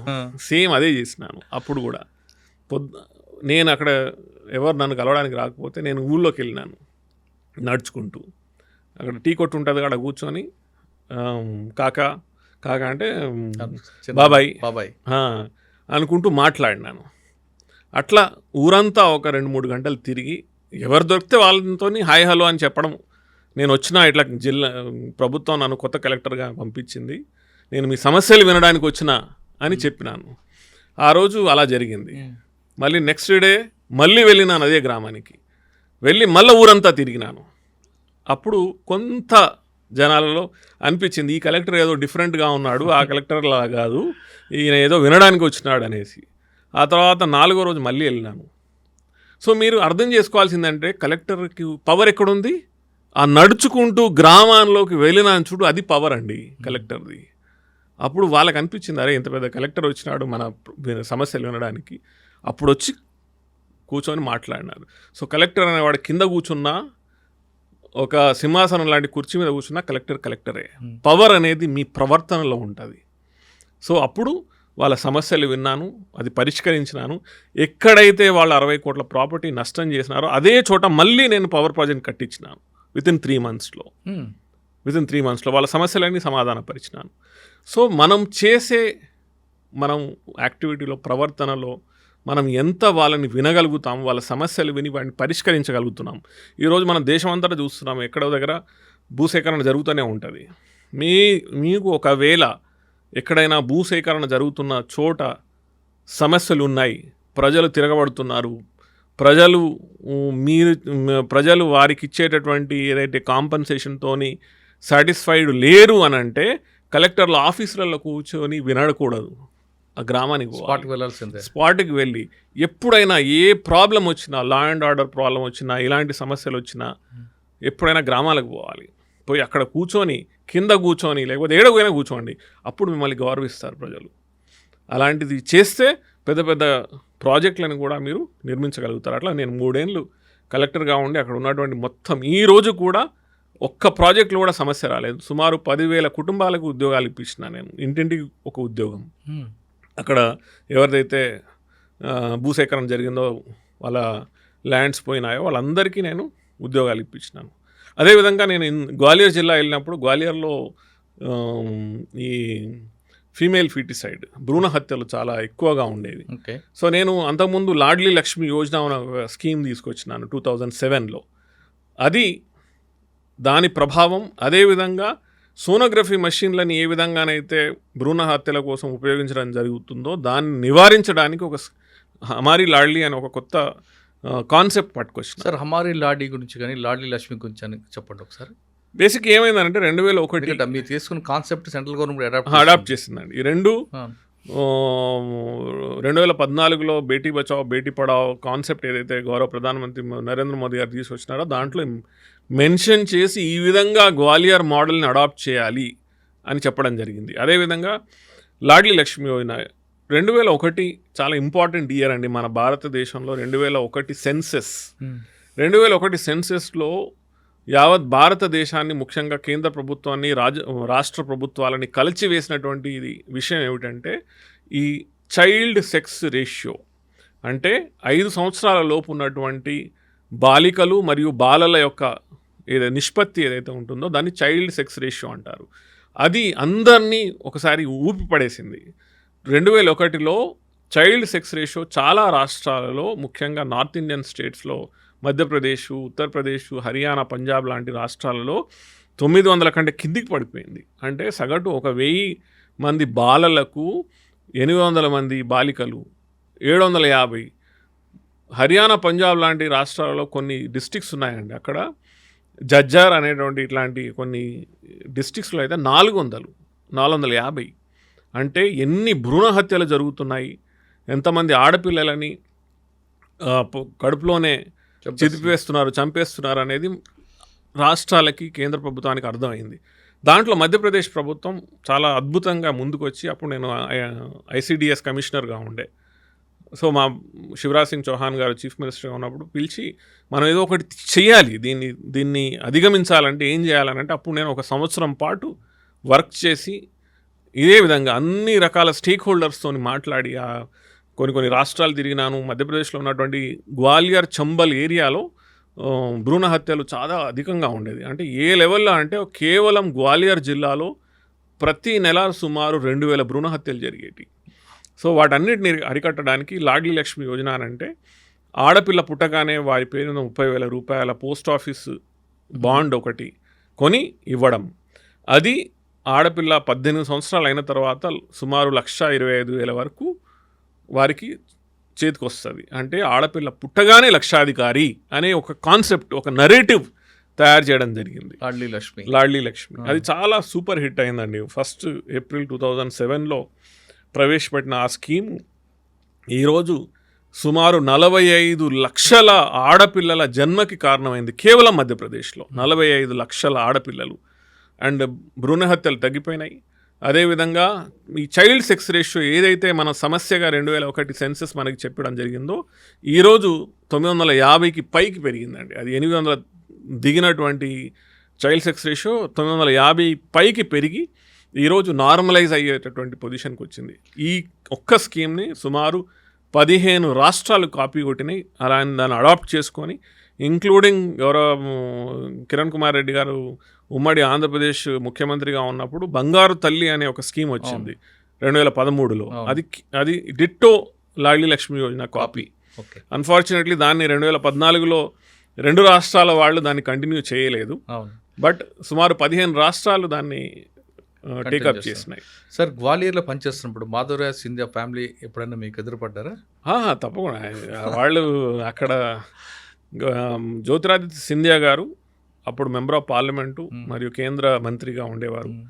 వారి అత్తగారు అంటే మేనత్త యశోధరా రాజే సింధియా గారు, వారేమో అక్కడ మెంబర్ ఆఫ్ పార్లమెంట్ ముందు, ఆ తర్వాత అసెంబ్లీ ఎలక్షన్ ఫైట్ చేసి మినిస్టర్ అయ్యారు.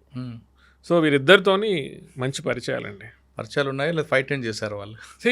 ఫైట్ అని అంటే ఆ స్టేజ్లో వ్యక్తిగతమైనటువంటి ఫైట్స్ లేవు, కానీ వాళ్ళకి ప్రాపర్టీ ఇష్యూస్ ఉండేవండి. వాళ్ళు చాలా అంటే ముఖ్యంగా జ్యోతిరాదిత్య సింధియా గారు వాళ్ళ ఫ్యామిలీకి సంబంధించినటువంటి పబ్లిక్ ట్రస్ట్లు ఎస్టాబ్లిష్ చేసినారు. ఆ పబ్లిక్ ట్రస్ట్లు ఎస్టాబ్లిష్ చేసినటువంటి ల్యాండ్స్ వాళ్ళు అమ్మేవారు. దాంట్లో కొన్ని డెఫినెట్గా సమస్యలు వచ్చేటివి. దాంట్లో ఒక కలెక్టర్గా తీసుకోవాల్సినటువంటి నిర్ణయాలు కొంత వారికి నచ్చేటివి కాదు. ఆ తరుణంలో కొద్ది గొప్ప వాగ్వివాదం జరగడం అవన్నీ సామాన్యమే, అది పెద్ద ఇష్యూ కాదు.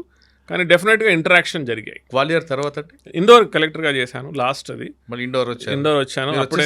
అప్పటికి తేడా వచ్చిందా? చాలా చాలా తేడా వచ్చిందండి. చాలా అంటే ఈ స్వచ్ఛ భారత్ మిషన్ అప్పటికి ఇంప్లిమెంట్ చేయడం జరిగింది. ప్లస్ ఇన్ఫ్రాస్ట్రక్చర్ వైజ్ చాలా డెవలప్ అయిందండి ఇండోర్ సిటీ. ఈరోజు కూడా క్లీన్ సిటీగానే కాకుండా ఒక ఫైనాన్షియల్ హబ్గా, అంటే మధ్యప్రదేశ్లో భోపాల్ క్యాపిటల్ సిటీ అయినా కూడా కానీ ఇందోర్ యాక్చువల్గా కమర్షియల్ క్యాపిటల్. ఎక్కువ బిజినెస్, ఫైనాన్సెస్ సంబంధించినటువంటి ఇన్స్టిట్యూషన్స్ ఎక్కువగా ఉన్నది ఇందోర్లోనే. సో ఇందోర్ ఈరోజు చాలా అద్భుతంగా ఒక ఆధునిక నగరంగా ఎదుగుతున్నది. ఇండోర్ అని పెట్టుకొని చుట్టుపక్కల టెంపుల్స్ కూడా, మన ఉజ్జయిన్ లాంటి టెంపుల్స్ కూడా వెళ్తుంటారు. అవునండి, ఉజ్జయిన్ 1 hour ఉంటుంది. మహాకాల్ ఉజ్జయిన్ టెంపుల్ ఉంటుంది. అదే ఓంకారేశ్వర్ కూడా అక్కడ నుంచి 2 hours ఉంటుంది. ఇవి 2 జ్యోతిర్లింగాలు ఉంటాయి. ప్లస్ పీతంపూర్ అనేది ఒక చాలా పెద్ద ఇండస్ట్రియల్ ఏరియా ఉంటుంది. ఆ ఇండస్ట్రియల్ ఏరియా చేయబట్టి కూడా ఇందోర్ చాలా అద్భుత ఆధునిక నగరంగా ముందుకు పోతుంది. ఓకే సార్, మీరు చేస్తున్న టైంలో చంబల్ మీకు ఎదురుపడి ఉంటుంది. చంబల్ లోయ అంటే ఒకప్పుడు పులాందేవి అదంతా కూడా ఉండేది. అక్కడ పావర్టీ ఒకటేనంటే ఇంకా వేరే ఇష్యూస్ ఉన్నాయి అక్కడ? లేదండి, బేసిక్గా నార్త్లో మనము ఇన్ కంపారిజన్ చూసుకున్నట్టయితే నార్త్లో ఈ బేసిక్ ఈ అంటే మనము ఈ బందిపోట్లకు సంబంధించినటువంటి షోలే, ఈ ఫిల్మ్ చూసుంటారు కదా, అవన్నీ దాని బేస్ అంతా ఈ చంబలే, ఈ గ్వాలియర్ చంబల్ బెల్టే. ఇక్కడ ఎక్కువగా ఇలాంటి బందిపోట్లు వీళ్ళందరూ తయారు కావడానికి రీజన్ పావర్టీ ఒకటి, ఎకనామిక్ డెవలప్మెంట్ లేకపోవడం ఒకటి, ఇదే కాకుండా కాస్ట్ బేస్డ్ ఇష్యూస్ ఎక్కువ ఉండేవి.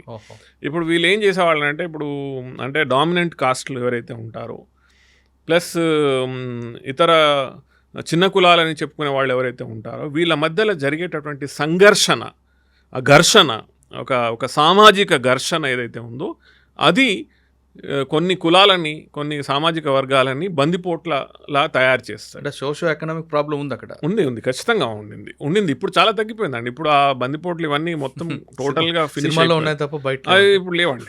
ఆల్మోస్ట్ ఒక 10 years పైన అయిపోయింది, 10-15 years పైన అయిపోయింది. అంటే సినిమాలో చూపించినట్లుగా ఉంటుందండి. అంతకుముందు ఉండే అలాంటి వ్యవస్థ ఉండే. ఈవెన్ నేను సబ్ కలెక్టర్గా చేశాను. గ్వాలియర్ జిల్లాలో డబ్రా అనే ఒక సబ్ డివిజన్ ఉంటుంది. అందులో సబ్ కలెక్టర్ చేసినప్పుడు నేను వితిన్ నా సబ్ డివిజన్లో కూడా సబ్ కలెక్టర్గా ఉన్నప్పుడు నా ఈ జ్యూరిస్డిక్షన్లో ట్రావెల్ చేయాలన్నా కూడా కానీ నేను కనీసం ఒక 5-6 మంది పోలీసు గన్మెన్లను పట్టుకొని వెళ్ళేవాడిని. అదే నేను 2012 నుంచి 2015 మధ్యలో కలెక్టర్గా ఉండే. అప్పటికి చాలా నార్మలైజ్ అయిపోయింది. దానికి కారణం ఒకటి ఎడ్యుకేషన్ బాగా వచ్చింది, ఎడ్యుకేషన్ వ్యవస్థ బాగా ముందు తీసుకు, అదేవిధంగా లా అండ్ ఆర్డర్ చాలా ఇంప్రూవ్ చేయడం జరిగింది. ప్లస్ అవగాహన కూడా రావడం, ఇవన్నీ ప్లస్ ఇవన్నిటి వల్ల కాదు, అల్టిమేట్గా ఎంప్లాయ్మెంట్ జనరేషన్ ఉంటే ఇవన్నీ తొలగిపోతాయని కూడా గవర్నమెంట్లో రియలైజ్ అయ్యి దాని మీద స్టెప్స్ తీసుకోవడం వల్ల చాలా మట్టుకు నార్మలైజ్ అయిందండి. ఓకే సార్, ఇండోర్తో లాస్ట్ మీరు కలెక్టర్? లాస్ట్ ఇండోర్ కలెక్టర్ చేశాను సార్. మీరు దాదాపు 4 జిల్లాలు పనిచేశారు. 4-5 జిల్లాలు 4 జిల్లాలు పనిచేసినప్పుడు 3 గవర్నమెంట్ మారాయండి. సాధారణంగా ఒక గవర్నమెంట్ చేంజ్ అవ్వగానే వాళ్ళకి అనుకూలమైన ఆఫీసర్లు తెచ్చుకుంటారు. కానీ 3 గవర్నమెంట్ని ఎలా మేనేజ్ చేశారండి? ఇటు బీజేపీ, కాంగ్రెస్ అనుకుంటా. ముఖ్యంగా మనం అర్థం చేసుకోవాల్సింది, గవర్నమెంట్ వ్యవస్థలో పనిచేసే వాళ్ళకి ఎప్పుడు గవర్నమెంట్లకు కూడా అవసరం ఉంటాయి. సో మనం చేసేటటువంటి వర్క్ ప్రజలలో మమైకమై, ముఖ్యంగా గవర్నమెంట్ స్కీమ్లు, గవర్నమెంట్ పథకాలు, గవర్నమెంట్ నిర్ణయాలని ప్రజల మధ్యలకు తీసుకెళ్ళి ప్రజలకు ఎవరైతే బెనిఫిషరీస్ ఉంటారో వాళ్ళకి కరెక్ట్గా బెనిఫిట్స్ అందే విధంగా మనం పనిచేసినట్టయితే ఏ గవర్నమెంట్కి అయినా కూడా అలాంటి అధికారులు అవసరం. సో మనం ఆ లైన్లో పని చేసుకుంటూ పోయినట్టయితే మనల్ని పిలిచి మరీ పోస్టింగ్లు ఇస్తారు. అదే జరిగింది. కానీ కొంతమంది ఒక పార్టీకి ముద్ర వేసుకుని పనిచేస్తుంటారు. ఒకప్పుడు పబ్లిక్ సర్వెంట్ అనే వ్యక్తి తర్వాత పొలిటికల్ సర్వెంట్గా మారే తరుణంలో మీరు ఎలా మేనేజ్ చేసుకోవచ్చు? నార్త్ ఇండియాలో ఇంకా అంతటి అలాంటి వ్యవస్థ రాలేదండి. అలాంటి వ్యవస్థ రాలేదు. ఇది కొంత మనం దక్షిణ భారతదేశంలో చూస్తున్నాం, కానీ నార్త్ ఇండియాలో అలాంటి పరిస్థితులు లేవు. అండ్ ఎస్పెషలీ నేను చూసింది ఏంటంటే, వర్క్ చేసేటటువంటి అధికారికి చాలా రెస్పెక్ట్ ఉంటుంది. మిమ్మల్ని పిలిచి మీకు పోస్టింగ్స్ ఇస్తారు, మంచి పోస్టింగ్స్ ఇస్తారు. అవసరమైన మరి ఇప్పుడు నేను చెప్పినట్టు క్లిష్టమైనటువంటి పరిస్థితులలో కూడా ఎక్కడైతే గవర్నమెంట్కే ఇబ్బంది జరుగుతుందంటే మంచి ఆఫీసర్లని వెతికి మరీ తీసుకెళ్ళి పోస్టింగ్ చేస్తారు. సో అలాంటిది ఇప్పటికీ ఉందండి. సో అలాంటి ఇంకా ఈ గవర్నమెంట్ వాళ్ళు, ఆ గవర్నమెంట్ వాళ్ళు అనేటువంటిది ఇంకా ముద్రలు పడే అలాంటి పొజిషన్ ఏం లేదు. సార్, మీరు పనిచేసిన 4 జిల్లాల్లో ఎక్కువగా ఉమెన్ ఎంపవర్మెంట్, స్కిల్ డెవలప్మెంట్కి ఎక్కువగా ప్రయారిటీ ఇచ్చేవారని అంటుంటారు. అవునండి, తప్పకుండా. ఎందుకు అని అంటే మనకి ఈరోజు మనం చూసుకున్నట్టయితే అత్యధికంగా యువత ఉన్నటువంటి దేశం మన భారతదేశం. అందులో నార్త్ ఇండియాలో ఇప్పటికి కూడా ఇంకా పావర్టీ లెవెల్స్ సౌత్ కంపారిజన్లో చాలా ఎక్కువ ఉన్నాయి.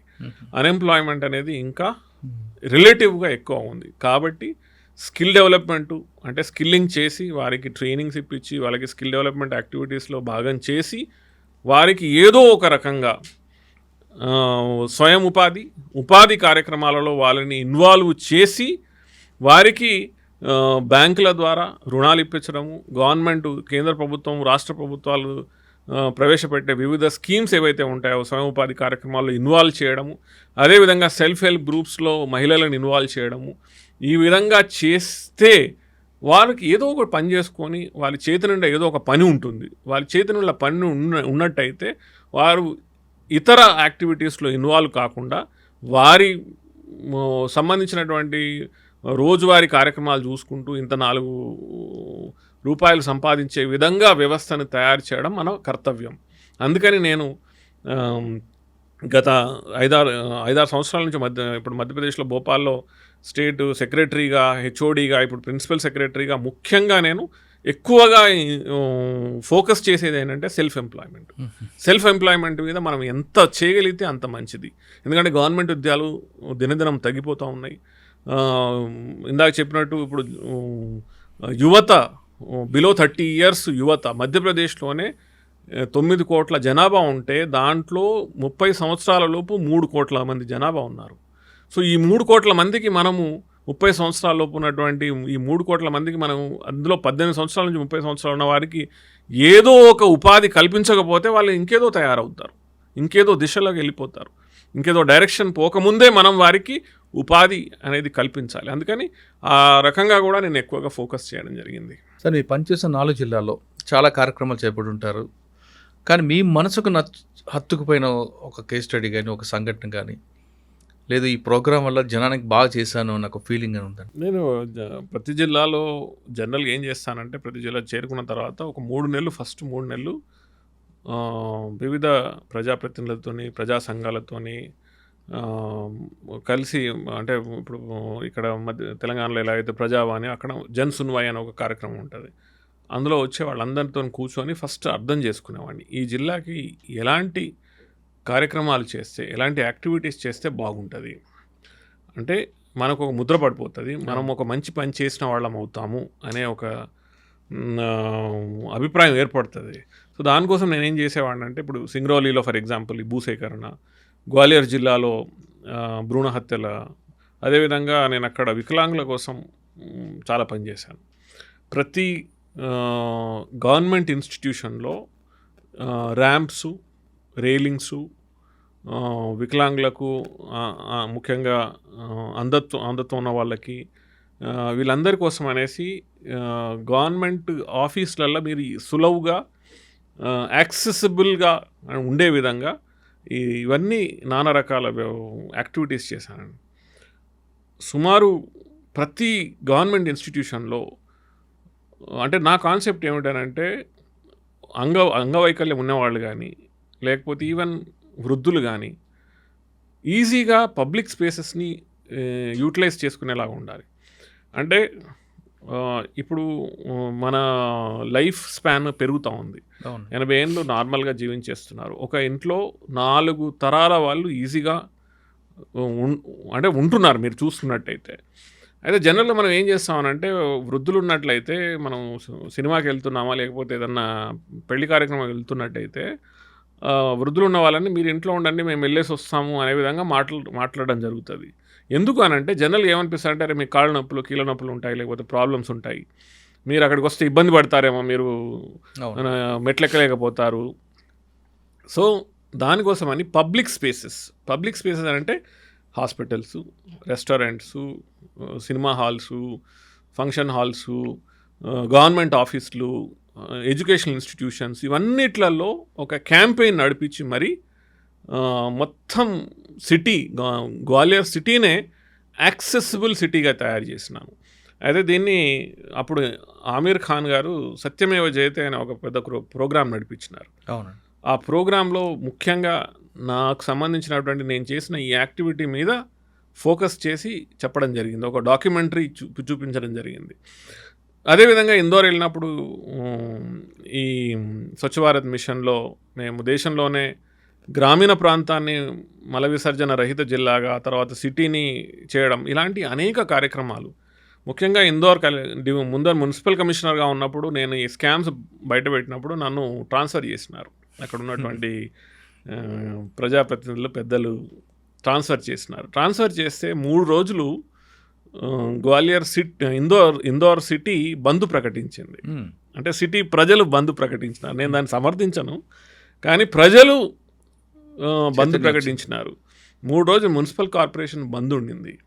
నా గురించి ముఖ్యమైనటువంటి అక్కడ దైనిక్ భాస్కర్, నై దునియా, ఇవి చాలా ఫేమస్ పేపర్లు అండి, న్యూస్ పేపర్స్, దాంట్లో ఎడిటోరియల్స్ రాసినారు. అదే కాకుండా ఒక న్యూస్ పేపర్ అయితే ఏకంగా సర్వే నిర్వహించింది. సర్వే నిర్వహించి నరహర్ని మున్సిపల్ కమిషనర్ నుంచి ప్రభుత్వం ట్రాన్స్ఫర్ చేయడము సమంజసమా కాదా అని ఒక సర్వే చేసినప్పుడు దాంట్లో 98% సిటీ ప్రజలు ఈ ట్రాన్స్ఫర్ అనేది తప్పు వ్యతిరేకించినారు. సో ఒక సివిల్ సర్వెంట్గా అఫ్కోర్స్ ఇలాంటివి జరగకూడదు, నేను మళ్ళీ చెప్తున్నాను. ఇలాంటివి ఆఫీసర్లు అనేవాళ్ళు ఏ ట్రాన్స్ఫర్ చేస్తే అక్కడికి వెళ్ళిపోవాలి. నేను కూడా ఇమీడియట్గా ట్రాన్స్ఫర్ అవగానే సైన్ చేసి బయలుదేరినాను.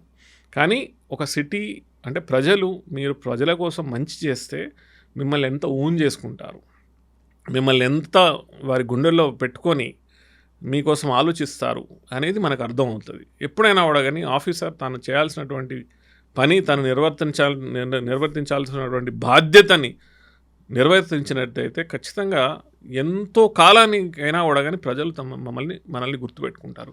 ఇది ప్రతి ఆఫీసర్ గుర్తుంచుకోవాలి. ఓకే, కానీ సాధారణంగా ప్రతి మనిషికి అంటే అర్బన్ ఏరియాలో కాకుండా రూరల్ ఏరియా తీసుకుంటే free education, free health, unemployment, employ, ఈ మూడింటి మీద ఎక్కువ ఫోకస్ ఉంటుందండి. ప్రజలు కోరుకునేది మూడే. ఈ మూడిట్లోనే వాళ్ళ జీవనం విధానం కొనసాగుతుంటే వాళ్ళ జీవన కుటుంబ నేపథ్యం కూడా మారిపోతుంటుంది. ఈ మూడింటి మీద కలెక్టర్లు ఫోకస్ చేయాలంటే ఏం చేయాలి? డెఫినెట్లీ నేను ఇందాక చెప్పాను. ఫర్ ఎగ్జాంపుల్ మనకి ప్రతి జిల్లాలో ప్రభుత్వాలు ఎన్నో రకాల స్కీమ్స్ పట్టుకొచ్చినాయి, స్కిల్ డెవలప్మెంట్ సంబంధించినటువంటివి. లేకపోతే ఇప్పుడు ఇందాక నేను చెప్పినట్టు భూసేకరణ, ఇప్పుడు ఫర్ ఎగ్జాంపుల్ భూసేకరణ చేసిన తర్వాత భూసేకరణ రీహాబిలిటేషన్ ప్యాకేజ్లోనే ఉంటుందండి చాలా క్లియర్గా, ప్రతి ఇంటికి ఒక వ్యక్తికి ఉద్యోగం ఇవ్వాలనేసి. కలెక్టర్ అనేవాడు చేయాల్సింది ఇదే, దాని మీద ఫోకస్ చేయాలి. ఆ కంపెనీలు కానీ ఎవరి కోసం అయితే మనం ఈ భూసేకరణ చేస్తున్న వాళ్ళని తీసుకొచ్చి కూర్చుండబెట్టి వాళ్ళతో కూర్చొని క్లియర్గా గైడ్లైన్స్లో ఏమున్నది ఆ గైడ్లైన్స్కి అనుగుణంగా యాక్చువల్గా రీహాబిలిటేషన్ ప్యాకేజ్ వచ్చే విధంగా చేసినట్టయితే, నేను ఇందా చెప్పాను కదా, సింగరౌలీలోనే సుమారు 10,000కు పైగా కుటుంబాలకి ప్రతి ఇంటికి ఒక్కొక్కరికి ఉద్యోగం ఇప్పించినాను. సో మనం చేయాల్సింది ఏమిటంటే మనకున్నటువంటి స్కీమ్స్, వివిధ రకాల స్కీమ్స్, గవర్నమెంట్ పథకాలు, అదేవిధంగా వేరియస్ యాక్టివిటీస్లో భాగంగా కూడా ఎన్ని రకాలుగా వీలైతే అన్ని రకాలుగా. ఇప్పుడు నేను ఇందాక చెప్పాను కదా, నేను ఒక గ్రామీణ క్షేత్రం నుంచి, ఒక దిగువ మధ్యతరగతి కుటుంబ నేపథ్యం నుంచి వచ్చిన వాడిని. నేను ఒక బిర్లాస్ కట్టించినటువంటి ఒక స్కూల్లో చదువుకున్నాను. సో నేనేం చేసినాను, సింగరౌలి జిల్లా కలెక్టర్గా ఉన్నప్పుడు ఈ భూసేకరణ జరుగుతున్నప్పుడు రిలయన్స్, అంబానీస్ కానీ అనిల్ అంబానీతో మాట్లాడేవాడిని, బిర్లాస్తో మాట్లాడేవాడిని. నేను వాళ్ళకి ఏం చెప్పేవాడిని అంటే, మీరు ఈ భూసేకరణ చేసి పెద్ద పెద్ద కంపెనీలు కడుతున్నారు కదా, చాలా సంతోషం, కానీ నేను చెప్పేది ఇక్కడ స్కూల్ కట్టండి, మంచి ఆధునిక పరంగా, అదేవిధంగా హాస్పిటల్ కట్టండి, మంచి హాస్పిటల్ కట్టండి అని చెప్పి వారితోని ఆ హాస్పిటళ్ళు, స్కూల్స్ మరీ కట్టించిన. సో దట్ బెస్ట్ స్కూల్స్ అవైలబుల్గా ఉండాలి. ఎక్కడైతే ఇలాంటి యాక్టివిటీస్ జరుగుతున్నాయి అక్కడ, ఎందుకంటే నేను లబ్ధి పొందినాను కదా, నేను అలాంటి స్కూల్లో చదువుకున్నాను కాబట్టి ఈరోజు ఐఏఎస్ ఆఫీసర్ అయినా. ఇలాంటి స్కూల్స్, ఇలాంటి హాస్పిటల్స్, అది గవర్నమెంట్ పరంగానా ప్రైవేట్ పరంగానా ప్రజలకి అవసరమైన విధంగా మనం చేసుకున్నట్టయితే డెఫినెట్గా ఉపయోగపడతాయి. గ్రామీణ క్షేత్రాలలో ఈరోజు కావాల్సింది కూడా అదే, విద్య, వైద్య, ఉపాధి. ఈ 3 రంగాలలో ప్రభుత్వాలు, అదేవిధంగా సివిల్ సర్వెంట్స్ పనిచేసినట్టయితే మన దేశానికి కావాల్సినటువంటి పర్యాప్తమైనటువంటి అవసరాలకు అనుగుణంగా గ్రామీణ క్షేత్రాల ప్రజలకు అవసరంగా మనం పనిచేసిన వాళ్ళం అవుతాం. కలెక్టర్ తర్వాత మీరు ఎక్కడికి వచ్చారండి? సెక్రటేరియట్ వచ్చినాను. నేను హెచ్ఓడిగా సెక్రటేరియట్. ఇప్పుడు ప్రస్తుతం secretary rural drinking water supply అనేది మా దగ్గర డిపార్ట్మెంట్ ఉంటుంది, పబ్లిక్ హెల్త్ ఇంజనీరింగ్ డిపార్ట్మెంట్. ఎట్లాగైతే తెలంగాణలో మిషన్ భగీరథ అనే డిపార్ట్మెంట్ ఉందో అట్లా అక్కడ కూడా ఇప్పుడు జల్ జీవన్ మిషన్ అని భారత ప్రభుత్వం యొక్క చాలా గొప్ప డ్రింకింగ్ వాటర్ సప్లై స్కీమ్, యావత్ ప్రపంచంలోనే అతిపెద్ద డ్రింకింగ్ వాటర్ సప్లై స్కీమ్ ఇది. దాన్ని మధ్యప్రదేశ్లో ఇప్పుడు ఎగ్జిక్యూషన్ చేపిస్తున్నాను. సార్, మీరు ప్రొఫెషన్ కాస్త పక్కన పెడితే మీ వ్యక్తిగత విషయాలకు వచ్చేసరికి మీకు బుక్స్ రాయడం హాబీ అనిపిస్తుంది. ఇది బేసిక్గా నేను ఎక్కడ జిల్లా కలెక్టర్గా ఉన్నా, అదేవిధంగా ఇప్పుడు డిపార్ట్మెంట్స్ హెడ్స్గా ఉన్నా, డాక్యుమెంటేషన్ మనం చేస్తున్న, అంటే ఈ సివిల్ సర్వీసెస్ వల్ల ఐఏఎస్లో రావడం వల్ల ఎంతో వైవిధ్యమైనటువంటి సమాజాన్ని చూడడం జరుగుతుంది. అదేవిధంగా ప్రభుత్వ పరంగా ఎన్నో మంచి స్కీమ్స్ ప్రవేశపెట్టడం, దాన్ని తయారు చేసే అవకాశం మాకు దొరుకుతుంది. సో ఒక స్కీమ్ని తయారు చేయాలంటే ఇప్పుడు for example loudly Lakshmi Yojana దీన్ని తయారు చేయాలంటే ఎన్ని రకాల కష్టాలు పడ్డాం, ఎన్ని రకాల స్టేక్ హోల్డర్స్తోని చర్చించి ఎంతో మందితోని విషయానికి సంబంధించిన ఎక్స్పర్ట్స్తోని కూర్చొని మాట్లాడడం, వారి ద్వారా తెలుసుకున్న తర్వాత స్కీమ్స్ని ప్రవేశపెట్టడం ఒక సామాన్య పౌరునికి తెలవాలి అసలు ఎట్లా స్కీమ్ తయారవుతుంది. అదేవిధంగా ఇప్పుడు ఇందోర్ జిల్లాకు సంబంధించినటువంటి స్వచ్ఛ భారత్ మిషన్ని ఏ విధంగా ఇంప్లిమెంట్ చేసినాము, ఇట్లాంటి ప్రభుత్వంలో ఏ రకమైనటువంటి ఈ స్కీమ్స్ ప్రవేశపెడతారు, ఎట్లా తయారవుతాయి, దాని ఇంప్లిమెంటేషన్ అయిన తర్వాత ఎంతమందికి లాభం జరుగుతుంది, ఇలాంటి అనేక విషయాల మీద నేను రాస్తూ ఉంటాను. అదేవిధంగా సనాతన ధర్మం కూడా ఒక నా పర్సనల్ ఇంట్రెస్ట్కి సంబంధించినటువంటి విషయం. దాని మీద ఆ విషయాల మీద కూడా ఈరోజు చాలా యువతకి తెలుసుకోవాలని ఉంది, చదవాలని ఉంది. ఆ విషయాల మీద కూడా నేను టైం తీసుకొని నా హాబీ అన్నమాట చదవడము, రాయడము చేస్తూ ఉంటాను. మధ్యప్రదేశ్ అనగానే ఒకప్పుడు నేరగాలు అన్న పేరు ఉండేదండి, ఇప్పుడు మారిపోయింది. అది చాలా చాలా చేంజ్ వచ్చింది. అటువంటి ఏమైనా ఉన్నాయండి స్మెల్స్ ఇంకా అక్కడ? లేదండి, అంటే మనకి ఇప్పుడు గ్వాలియర్ చంబల్ బెల్ట్ బందిపోట్లకు సంబంధించినటువంటి బాగా వినేవాళ్ళం, తగ్గిపోయింది. మధ్యప్రదేశ్ ఇప్పుడు చాలా డెవలపింగ్ స్టేట్ అండ్ ముఖ్యంగా ఉత్తర భారతదేశంలో చూసుకున్నట్టయితే ఫాస్టెస్ట్ అంటే రిలేటివ్గా ఫాస్టెస్ట్ గ్రోయింగ్ స్టేట్ మధ్యప్రదేశ్. అక్కడ ఇండస్ట్రియలైజేషన్ బాగా జరుగుతూ ఉన్నది. అదేవిధంగా ఇన్ఫ్రాస్ట్రక్చర్ డెవలప్మెంట్ చాలా అద్భుతంగా జరుగుతూ ఉన్నది. అక్కడ సహజ వనరులు కూడా చాలా బాగున్నాయి. Forest nearly 30-35% forest. ఛత్తీస్గఢ్ విడిపోయిన తర్వాత మధ్యప్రదేశ్ ఎలాగుంది? ఎస్ ఇప్పటికి కూడా చాలా ఫారెస్ట్ ఏరియా ఉంది. మైన్స్, మినరల్స్ ఇవన్నీ కూడా చాలా పెద్ద ఎత్తున కోల్ బ్లాక్స్ ఉన్నాయి. అక్కడే మీకు వైల్డ్ యానిమల్ ప్రాజెక్ట్ కూడా తీసుకొచ్చారు కదా, దాని గురించి చెప్పగలరా? ఎస్, ఇప్పుడు మనం మధ్యప్రదేశ్లో టైగర్ ప్రాజెక్ట్స్ ఉంటాయి. నేషనల్ పార్క్స్ అని ఉంటాయి, టైగర్ నేషనల్ పార్క్స్. అక్కడ కాన్హా, బాంధవ్గఢ్, సివ్నీ, పెంచ్, సత్పుడా, పన్నా ఇలాంటి చాలా పెద్ద నేషనల్ పార్క్స్ నిర్మించడం జరిగింది. అండ్ టైగర్ స్టేట్ అని కూడా మధ్యప్రదేశ్కి పేరు, ఎందుకంటే భారతదేశంలో ఉన్నటువంటి సుమారు 4,000 చిల్లర పులులలో ఐ థింక్ ఆల్మోస్ట్ 2/3 మధ్యప్రదేశ్లోనే ఉన్నట్టున్నాయి. ఓకే, తడోబా తర్వాత అక్కడే ఉంటుంది. తడోబా కూడా పెంచ్ నేషనల్ పార్క్ ఆనుకొనే ఉంటుంది. అవన్నీ కలిసి ఏరియా అనమాట, అదొక కంటిగ్యూయస్ ఏరియా అది. కానీ మధ్యప్రదేశ్లోనే అత్యధికంగా ఎక్కువ నేషనల్ పార్క్స్ ఉన్నాయి, tiger national parks. So tiger national parks develop చేయడంలో మధ్యప్రదేశ్ చాలా అద్భుతమైనటువంటి కార్యక్రమాలు చేపట్టడం జరిగింది. అలాంటి ఫారెస్ట్ ఆఫీసర్లు ఎవరైతే టైగర్ నేషనల్ పార్క్ ఎస్టాబ్లిష్ చేయడానికి పనిచేసినారో వాళ్ళకి పద్మభూషణ్, పద్మశ్రీలు కూడా చాలా ఐఎఫ్ఎస్ ఆఫీసర్లకు కూడా చాలామందికి అవార్డులు వచ్చినాయండి. సో అలాంటి గొప్ప కార్యక్రమాలు మధ్యప్రదేశ్లో చేయడం జరిగింది. టూరిస్ట్ ప్లేస్గా మధ్యప్రదేశ్ రావాలంటే ఏం చేయాలండి? టూరిస్ట్ ప్లేస్గా ఆల్రెడీ అంటే మనం చూస్తున్న టాప్ 10లో తీసుకుంటే యూపీ, తమిళనాడు కనిపిస్తుంటాయి, మధ్యప్రదేశ్ తక్కువ కనిపిస్తుంటుంది.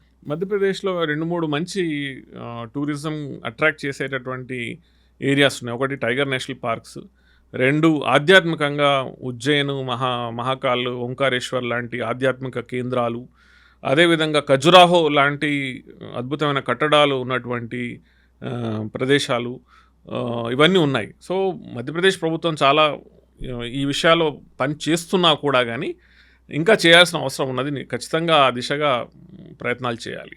కానీ అక్కడ ఒక రివర్ ఉంటుందండి, అన్నీ కూడా ఎత్తు నుంచి మన పల్లంకి వస్తుంటే మీ దగ్గర మాత్రం పల్లం నుంచి ఎత్తుకెళ్తారు కదా. నర్మదా నది మధ్యప్రదేశ్కి జీవనది. అక్కడ అమర్కంటక్లో పుట్టినటువంటి నర్మదా నది వెస్ట్ దిశన ప్రవహిస్తూ వెళ్ళి అరేబియన్ సీలో కలుస్తుంది. సో అది చాలా అద్భుతం, ఎందుకంటే అది 2 సత్పుడా, వింధ్య మౌంటైన్ రేంజెస్ మధ్యలో నుంచి వెళ్తుంది కాబట్టి అందుకని ఈస్ట్ నుంచి వెస్ట్కి వెళ్ళడం జరుగుతుంది. ఇది ఒక డెఫినెట్లీ ఒక అద్భుతం. ఇది అన్ని నదులు వెస్ట్ నుంచి ఈస్ట్కి వెళ్తే ఇది మాత్రం ఈస్ట్ నుంచి వెస్ట్కి వెళ్తూ ఉంటుంది. ఇంత మంచి ప్రాజెక్టులు ఉన్నప్పుడు ఎందుకని డెవలప్ కాలేకపోతుంది మధ్యప్రదేశ్లో టూరిజం అనేది? టూరిజం అంటే ఇది అద్భుతమైన కాన్సెప్ట్ కదా ఇది, డెఫినెట్లీ. అయితే నేను అదే అంటున్నాను, ఇప్పుడు రిలేటివ్ మనము చూసుకున్నట్టయితే, రిలేటివ్ డెవలప్మెంట్ చూసుకున్నట్టయితే ఉత్తర భారతదేశంలో కూడా ఉన్నటువంటి ప్రాంతాలలో రిలేటివ్గా మధ్యప్రదేశ్ చాలా ఫాస్ట్గా గ్రో అవుతున్నది. సో రాబోయే ఒక 10 సంవత్సరాల్లోపు మనకి ఇంకా మంచి రిజల్ట్స్ వచ్చేటటువంటి అవకాశాలు అంటే స్టేట్కి రెవెన్యూ వచ్చేది టూరిజం మీదే కనిపిస్తుంటుంది కదా ఎక్కువ. టూరిజం ఒక ఎత్తు అయితే అగ్రికల్చర్గా బాగా డెవలప్ అయిందండి. అవునా? మధ్యప్రదేశ్ ఈ నర్మదా నది చేయబట్టి నర్మదా వ్యాలీ డెవలప్మెంట్ అథారిటీ ఒకటి ఎస్టాబ్లిష్ చేయడం జరిగింది. దానివల్ల నర్మదా నది పైన అనేక ప్లేసెస్లో రిజర్వాయర్లు కట్టి రిజర్వాయర్లు ఏర్పాటు చేసి ఇరిగేషన్ పొటెన్షియల్ని బాగా డెవలప్ చేసినారు. 2003లో కేవలం 7 లక్షల హెక్టార్లు ఇరిగేషన్ ఇచ్చేటటువంటి వ్యవస్థ నుండి ఈరోజు సుమారు 45 నుండి 50 లక్షల హెక్టార్లకి సాగునీటి ఏర్పాటు చేయడం జరిగింది మధ్యప్రదేశ్లో. సో దానివల్ల ఈరోజు మధ్యప్రదేశ్ వీట్ ప్రొడక్షన్లో, గోధుమ ప్రొడక్షన్లో పంజాబ్ హర్యానాని దాటేసింది. పల్సెస్ అంటే పప్పుల విషయంలో ఈరోజు మధ్యప్రదేశ్ యావత్ భారతదేశంలోనే అత్యధికంగా పప్పులు పండించేటటువంటి రాష్ట్రంగా ఏర్పాటైంది. సో ఈ విధంగా మధ్యప్రదేశ్లో అగ్రికల్చర్ డెవలప్మెంట్ బాగా జరిగింది. లాస్ట్ 20 ఇయర్స్లో ముఖ్యంగా అగ్రికల్చర్ సెక్టర్ మీద మధ్యప్రదేశ్ బాగా ఫోకస్ చేసింది. అంటే ఐటీ సెక్టర్ లేదండి, అంతే ఐటీ సెక్టర్ తగ్గ డెవలప్మెంట్ జరగలేదు. దక్షిణ భారతదేశంలో హైదరాబాద్, బెంగళూరు, చెన్నై, పూణే, మహారాష్ట్రలో ఉన్న పూణే చూసుకున్నట్టయితే కంపారిజన్లో మధ్యప్రదేశ్లో ఇందోర్ కొంతవరకు ముందుకు వచ్చినా కూడా కానీ ఇంకా టైం పడుతుంది. ఓకే సార్, భోపాల్ లాంటి విశ్వవాయు లాంటి కంపెనీలు ఇప్పటికీ ఉన్నాయంటారా? లేదండి, అదొక ఇన్సిడెంట్ అంతే.